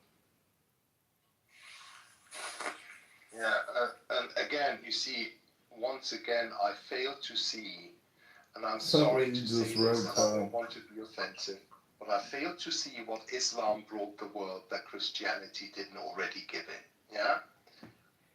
Although I could be facetious and say, of course, Islam is a part of Christianity, because John of Damascus listed as a Christian heresy, not as a different religion. So you're still kind of in the fold a little bit. But that's what many of us think. Many of us think we have allyship in those who say we are Christians. It literally says that in the Quran. So this idea that they're separate things, or like I understand that there's like different traditions, and so some will say it's not. Muhammad stole there the are many of us who narrative take Christianity and really killed millions seriously, doing it. and what it has to offer. But Sabu, if any Muslim groups belongs to us, it's you guys. Yes, exactly. Christianity I mean, gave the most beautiful. Christianity gave the most beautiful esoterics, the most amazing metaphysics. I literally do Hail Marys in my zikr. Like Christianity's philosophy is unparalleled. Of how Ali, yeah, it is the principle of Ali, the principle of Jesus. It is. You know why? I'll tell you why. Because Christianity made the intermediary everything. And in doing so, it asserted value, extreme value, to ultimate reality, aka Father. And this is something that is lost amongst like literalist Islamists. So you don't need to worry about that being offensive, Andre. No, because I do value my Muslim friends, and I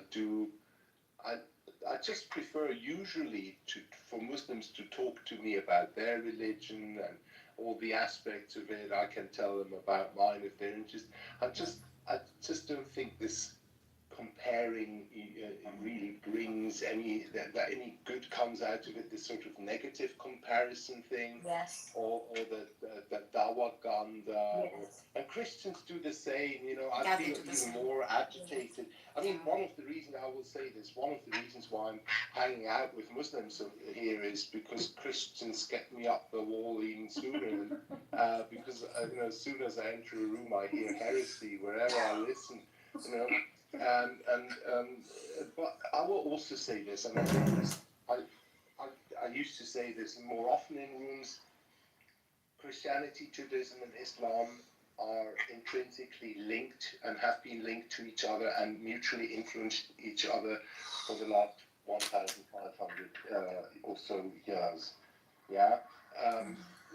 There are great Christian theologians who, like John of Damascus, who would have been killed by the iconoclast Isaurian emperors had they not lived in Muslim territory. All the Miaphysite, Coptic Christians, etc., they would have been probably suppressed had they not lived in Muslim lands. I totally see why God made Islam. Muhammad should be shunned and shamed. He was a mass murderer and an evil pedo. Check on us.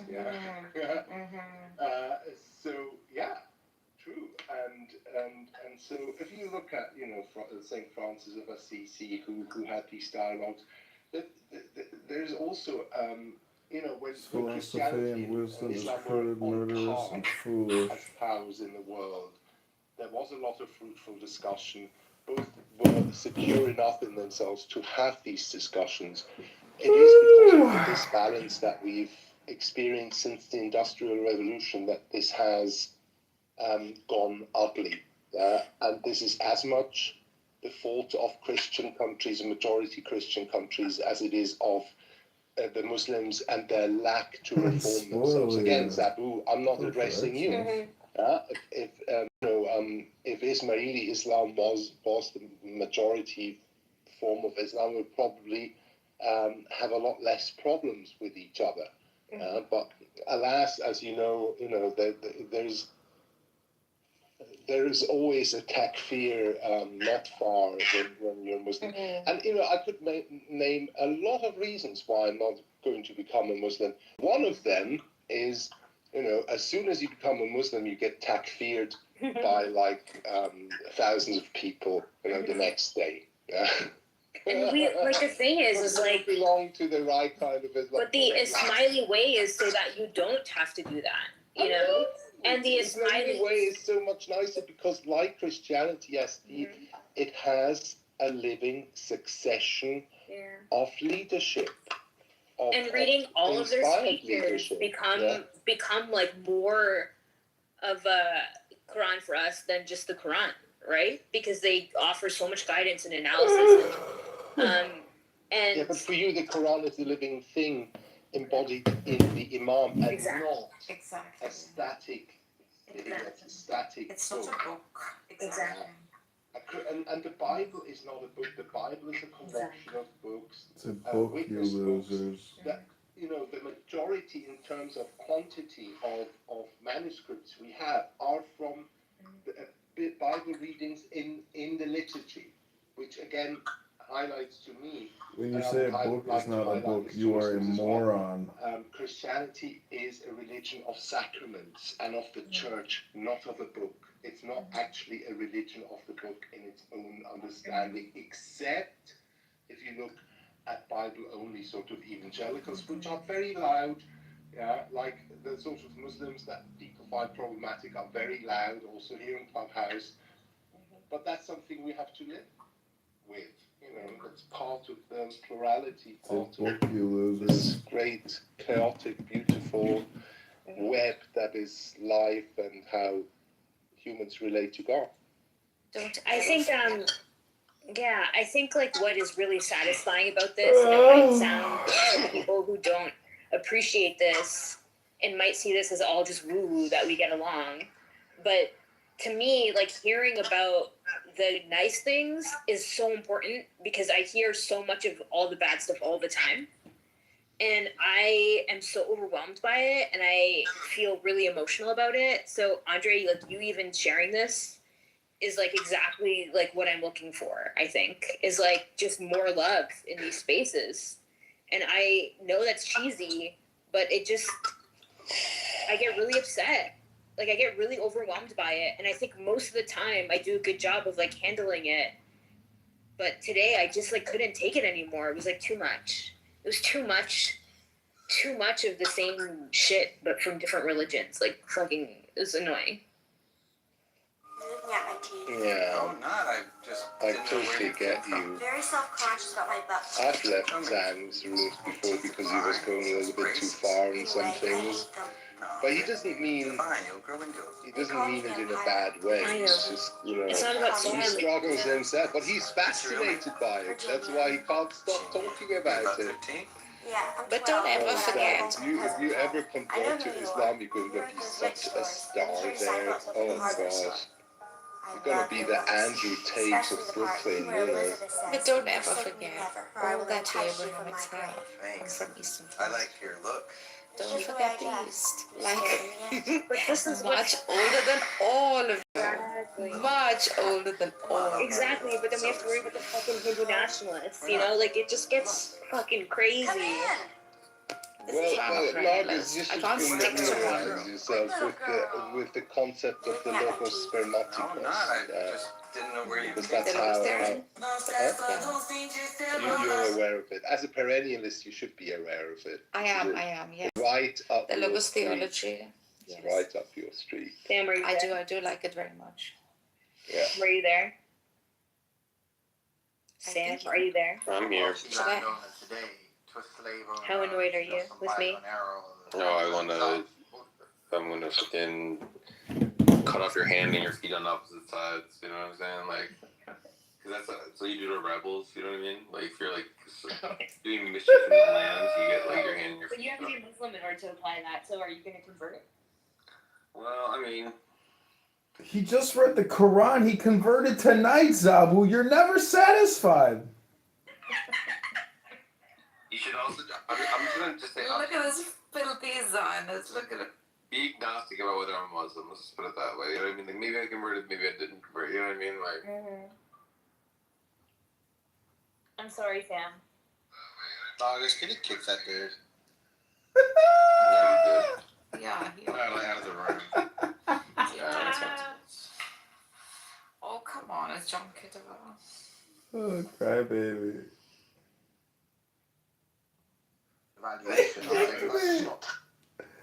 They kicked me. Alright, I think that should be plenty. Should we go in with one more fucking account? Fuck with those fuckers. Oh shit, what happened? Alright, this will be the last one.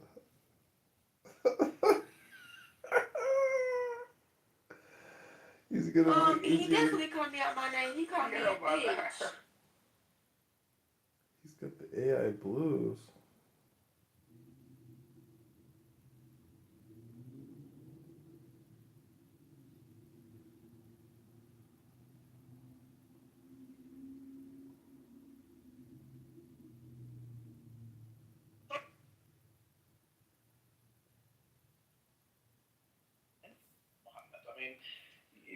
I understand the point you're making, but there are much more. There are many more avenues. You understand the logic of the point. The logic of the point is. I understand the logic. Actually, how it works. Well, no, that what you're positing, and you're kind of saying, okay, we have a situation where we have a Wilberforce, and he came to reform society and get abolish the slave trade. It didn't come like. Muhammad came to abolish the slave trade.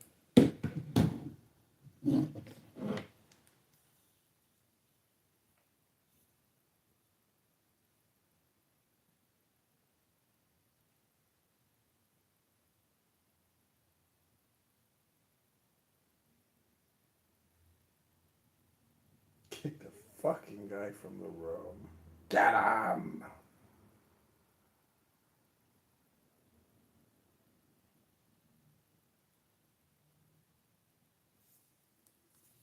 Box off them. Can you imagine? Genocide makes money, doesn't it? I got on stage, I called it out, and I said, What a he's brand. disgusting. I said, you're What a brand. disgusting for what you're doing. I don't know. It's actually called the Recruitment Project. It's on his profile. Now, and he sends messages like through some new house he's made. Now we are recruiting people. Okay, X, The Y, and Z recruitment come. project sounds so creepy. Yeah, so let's do this recruit on how, who's going to say what, who's going to turn the heat on, who's going to be sending dummy flowers, etc., so that real people start sending money as the debate gets heated. And then someone was saying this is the first time we've coexisted together, like on a project like this, like some person saying, which is like, what are you doing? Just a couple of years ago, there was that whole crime here of losing so many people. Was it all a sham? Was it all just, fuck, I can't. It's so wrong. Like, I don't want to judge, but it's so wrong. I don't know. And I think he's also shifted like theologically recently, like last week or two.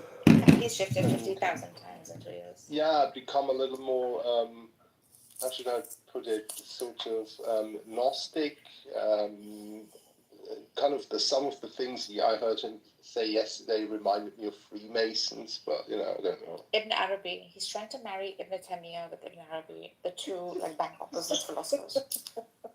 Okay, that's it. Okay.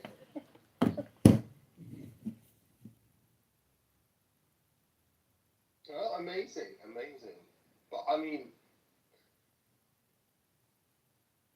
do you know? I mean, does he work? He's trying to make money off of TikTok by selling his genocide or using the genocide to make money. Or what he calls the genocide of his people. Yeah, but you cannot make enough bucks off that to earn a living, like. But anyway, so. He has completed the great alchemy and is now Messiah on TikTok. If it turned out that he did shifts at a sort of petrol station or something like that, but which is still an honourable job, I don't know. I have no clue what he does.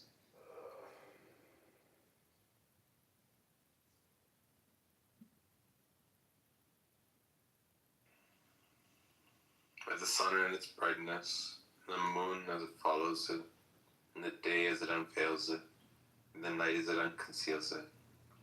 By the heaven and the one who built it, and the earth and the one who spread it. By the soul and the one who fashioned it. Then with the knowledge of right and wrong inspired it. Successful indeed is the one who purifies their soul, and doomed is the one who corrupts it. Damoud rejected the truth out of arrogance. The most wicked, but then was roused to kill the camel. But the messenger of Allah warned them, do not disturb Allah's people, and turn to drink, and her church turned to drink. Still they defied him and slaughtered her. So the Lord crushed them for their crime, leveling all to the ground.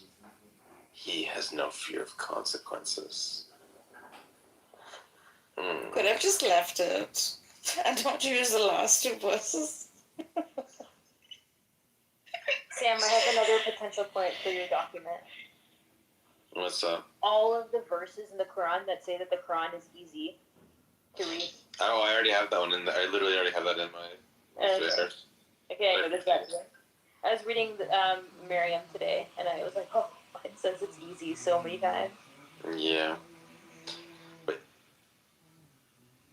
yeah, so I have my 1-page document, which is my cliff notes, and then I have my long document, and I've just added a whole bunch of new stuff to my document from my Quran reading today.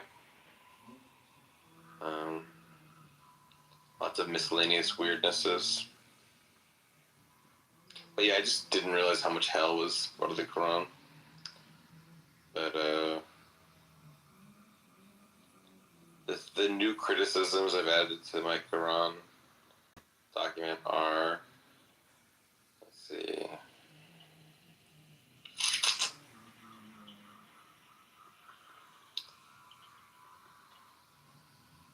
Can you not see in heaven your sustenance is whatever you were promised, then by the Lord in heaven and earth?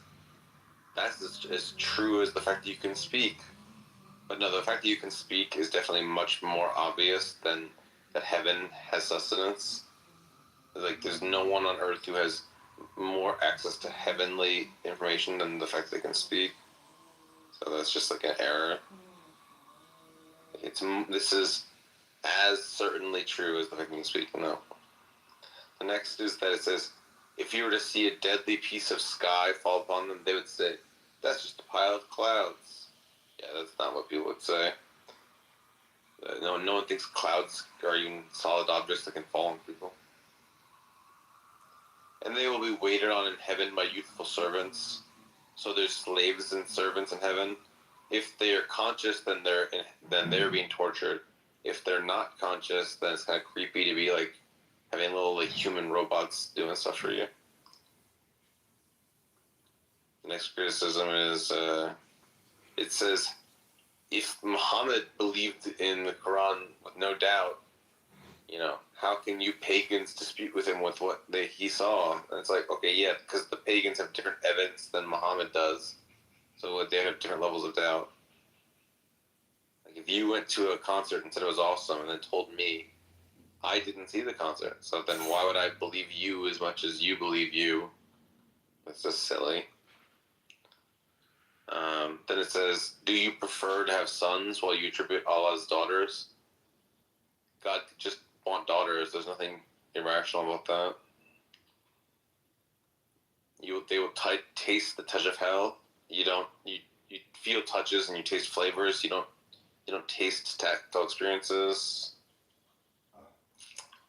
Our command is but a single word done in the blink of an eye. But then how did the heavens and earth take multiple days if his actions take a blink of an eye? It says secret talks are only inspired by Satan. That's not true. Surprise birthday parties are probably not from Satan. So give them good news of a painful punishment. Painful punishment isn't good news. Even if the wicked get painful punishment, it's not good news to know that they're getting horrible experiences. Like, it's kind of a tragedy that they were bad and then they caused themselves to get, badness happen to them. But I too am planning. How does a being outside of time plan anything? They just act in whatever they want. I don't think they can plan for the future if they're not in time. Anyway, those are my new additions to my miscellaneous errors part of the text. But I've also added more stuff in other parts of the text.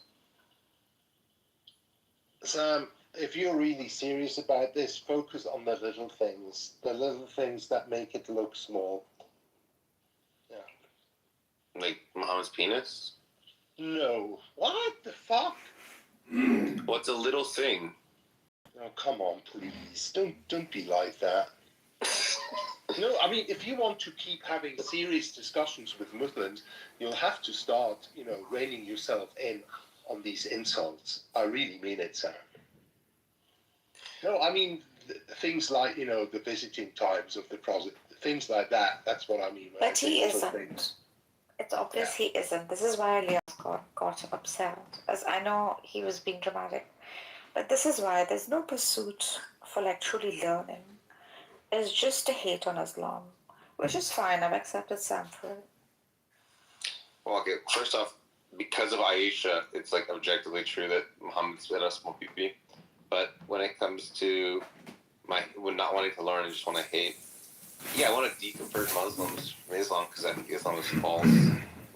But I don't, But that's what I've been saying, you've been saying, and then you get mad at me when I say that you say that. But it doesn't cover up the genocide. If I could make you a No Sunni matter. atheist, that would make me happy. It doesn't cover up the genocide, no matter what you do.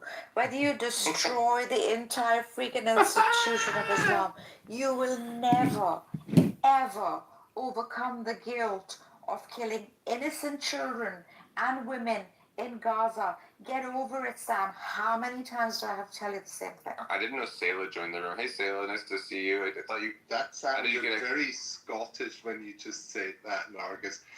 Get over it, Sam. Get over it. How many times, Andre? How does Sayla take control of Nargis' account? That's so weird. I'm being serious. It's never going to overcome that. No, but it's not, you have to be serious.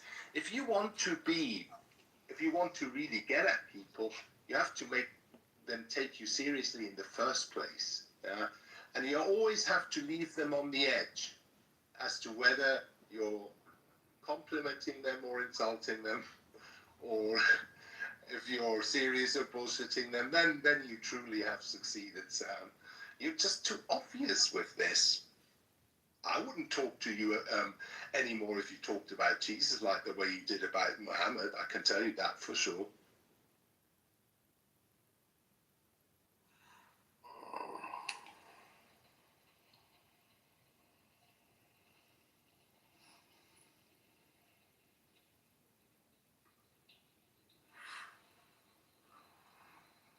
I think it's inherently very, very funny that the guy that 2 billion people think is the best guy in the world is debatably, not provably, but debatably a pedophile, warlord, murderer, rapist.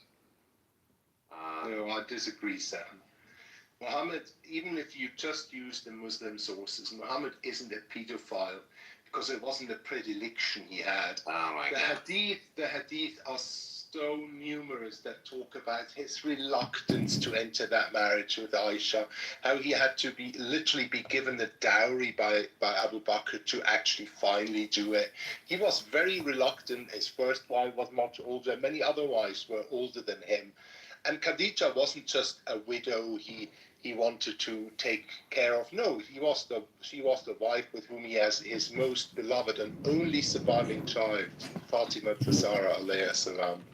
Yeah. So I don't know. I don't buy this narrative at all. And historical critical analysis of this done by Western historical critical scholars show that the hadith about Aisha's age, etc., was added later to make her seem closer to Muhammad, because him marrying her at that age wouldn't have been an embarrassment in that age at all, not even by Christian standards. It wouldn't have been an embarrassment. It's just the way things were back then. You can argue, is this supposed to be an example for all time and all places? No. But I know even Salafi, Fiqh scholars who say no. This doesn't apply today. We have now knowledge about medicine, etc., that suggests that in today's circumstances, this would not be permissible to do. So there is a nuanced view, even in conservative Muslim circles on this. Not any others. There are still Muslims who use this as an excuse for child marriage today. But, it's not like child marriage is a prerogative or a single sort of sign of Islam. You find it in many other cultures as well.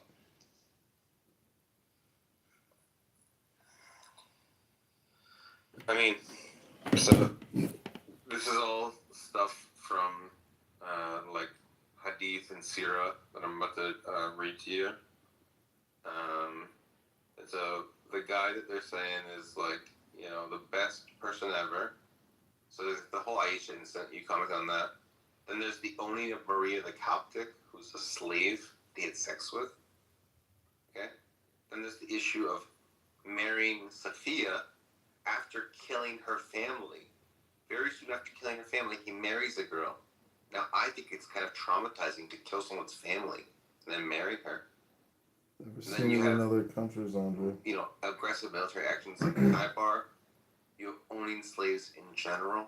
You have trading slaves, which you have hadiths of. We have him stopping visiting his second wife because she was a little too old and fat, and visiting Aisha more instead. And her being afraid that she would divorce him. You have things like him. You have hadiths that say that him talking to a girl and saying that she shouldn't have freed her slave girl, that she should have given the slave girl to her uncle. That, you know, he married his stepdaughter and arguably ended the practice of adoption so he could do that in the practice of Zainab. There was a woman who stabbed to death a woman who disparaged him, and then he didn't punish the guy who killed the woman who disparaged him. So he's like okay with murdering people for insulting him. He attacked the Quraysh caravan at Nakla during the sacred month of Rajab, which shattered the pan-Arab taboo against warfare in that month. Now, it's pretty nice to have a month where war doesn't happen. It's really a mercy to the people to have taboos at certain time periods for war, so that the world isn't just a constant, war place. He got rid of that.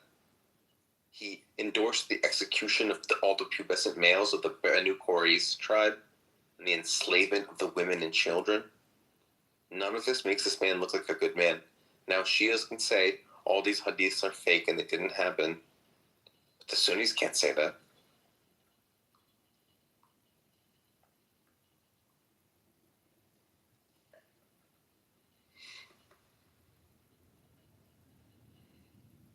One thing that's kind of funny is that one of the consequentially worst things he did, not in terms of his character, but the thing that just caused the most turmoil, is not setting up a stable succession system, which led to civil wars and stuff.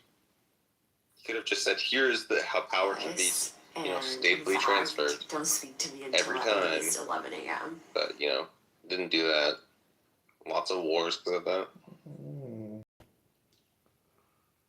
The most important job of a king is stably passing off power to a successor without a civil war. That's basically how you judge whether a king was a good king or not.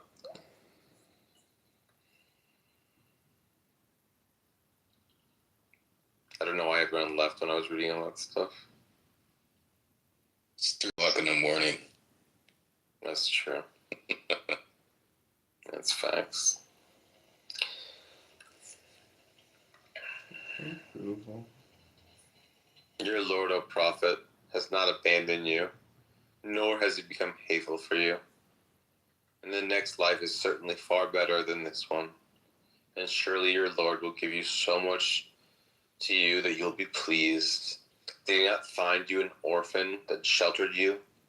Did he not find you unguided and guided you? Did he not find you needy and satisfied your needs? Do not oppress the orphan. Do not repulse the beggar. Proclaim blessings to your Lord. Have we heard? Sorry. Yeah, no, I can hear you. Sorry, I didn't mean to interrupt your reading. Have we not uplifted your heart for you, O Prophet, relieved you of the burden, and weighed so heavily on your back and elevated your renown for you? All Muslims. So surely the hardship comes ease, and surely with that hardship comes more ease. So once you've fulfilled your duty, strive in devotion, turn to your Lord with hope. I guess this is where the idea You'll be dreaming of the with big hardship bosoms comes in ease heaven. is the idea that if you have a hard time in life, you'll be rewarded in heaven. So,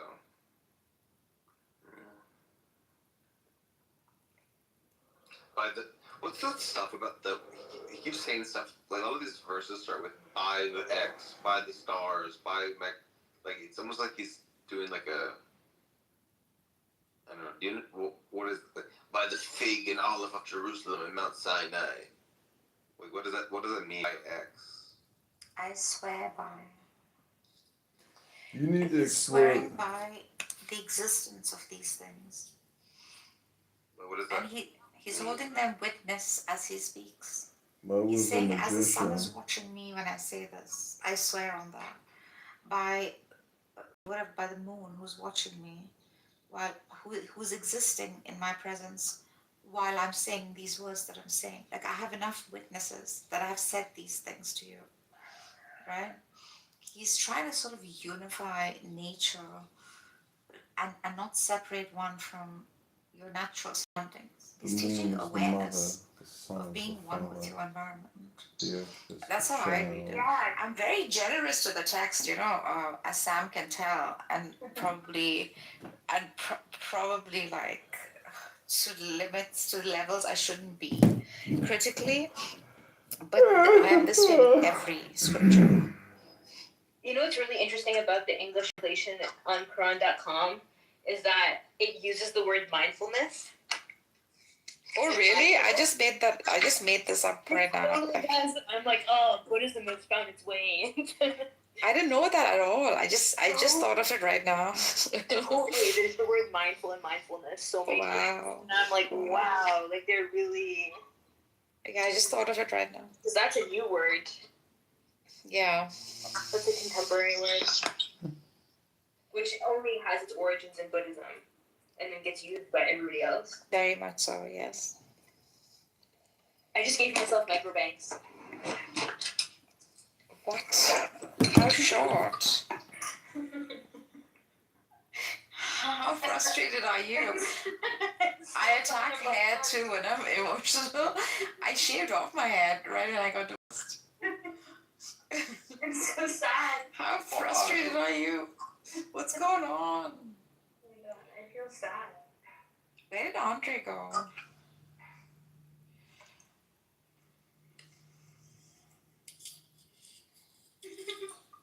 I think they would look cute, but they do. Sorry. Are you falling asleep? A little bit, yeah. But I want to read some more of the Quran. Who's dating a biracial with bangs and exact same wishes by? Sam, how many chapters did you promise him? I said that I would read from 50 to the end. So. By You when? have much left. What? By when? You don't have me. By Monday. By the fig and olive of Jerusalem and Mount Sinai, in the secure city of Mecca, instead we have created humans in the best form. We will reduce them to the lowest of the low in hell. Oh, stop it with this hell stuff. Usually, Except those who believe and do good, they will you read a book have and never become any convinced reward. of its wisdom, but not with Now, what makes Quran. you deny the final judgment? I was dating a Is the biracial with Allah bangs and not the exact most same wishes by. just of all judges? The book that bangs on the nose rings. Read, O Prophet, in the name of your Lord who created humans from clean lot. Wait, hold on. It says read, Muhammad. I thought he was supposed to be illiterate. That is the first, exactly. And that is like the first stuff, of the first word, what the traditionalists would say. He heard, read, O Prophet. So making him illiterate would be just so absurd. Going against the Quran. Yeah. That's crazy. Who created humans from a clinging clot? Read. Your Lord is most generous, who taught by the pen. It means recite, humanity. Not read so much. Iqra means to say it. Recite. Recite it. Your Lord is more generous, who taught by the pen and taught humanity what they know not. And certainly one exceeds all bounds. Once they think they are self-sufficient, but surely to your Lord is the return of all. Have you seen the man who prevents a servant of ours from praying? What if the servant is rightly guided, or encourages righteousness? What if the man persisted in denial and turns away? Does he not know that Allah sees all? But no, he does not desist. We will certainly drag him by the forelock, a lying, sinful forelock. I don't know what the fuck that means. Forelock is like the hair in the front of your head. Also remember, like, he's introducing this slave-master relationship because they would mistreat slaves and stuff. And he's telling them, you guys are fucking slaves too. Don't ever think you're not. because you're dependent beings. And who the hell do you think you are? Like, he's a rebel. He's showing a middle finger to all the aristocracy, to all those people who think they're invincible and indomitable. That's what Muhammad is doing. This rebellion is so like innate within him, but he's doing it in such a strategic way that eventually he gets all of them to actually accept Islam. Not just accept, even want to like fight over it after his death.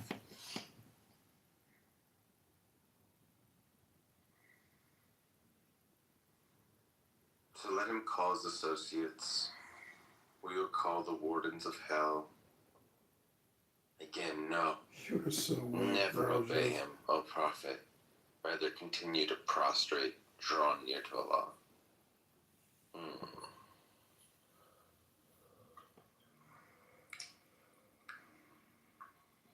Indeed, it is we who sent the Quran down on the night of glory. And what will make you realize... Wait. The Mafia. Does the Quran affirm that the Quran was sent down as a whole-ass book all at once? No. Because it says we sent down this Quran on the night of glory. Yeah. So that's again rhetorical. Men do. This is a night of The glory. same You're shit over and experiencing over that again. on It's this what we night. men do. No, it does not affirm that. In fact, it goes to say that it was sent through successive. There's a verse you read before this that said it came in succession, in events. This whole thing is a dialogue between Muhammad. This whole thing is a dialogue. Shut the fuck up, Marjorie, you idiot. Good night, ladies and gentlemen. Hope you enjoyed the show. Go to John for Congress for more.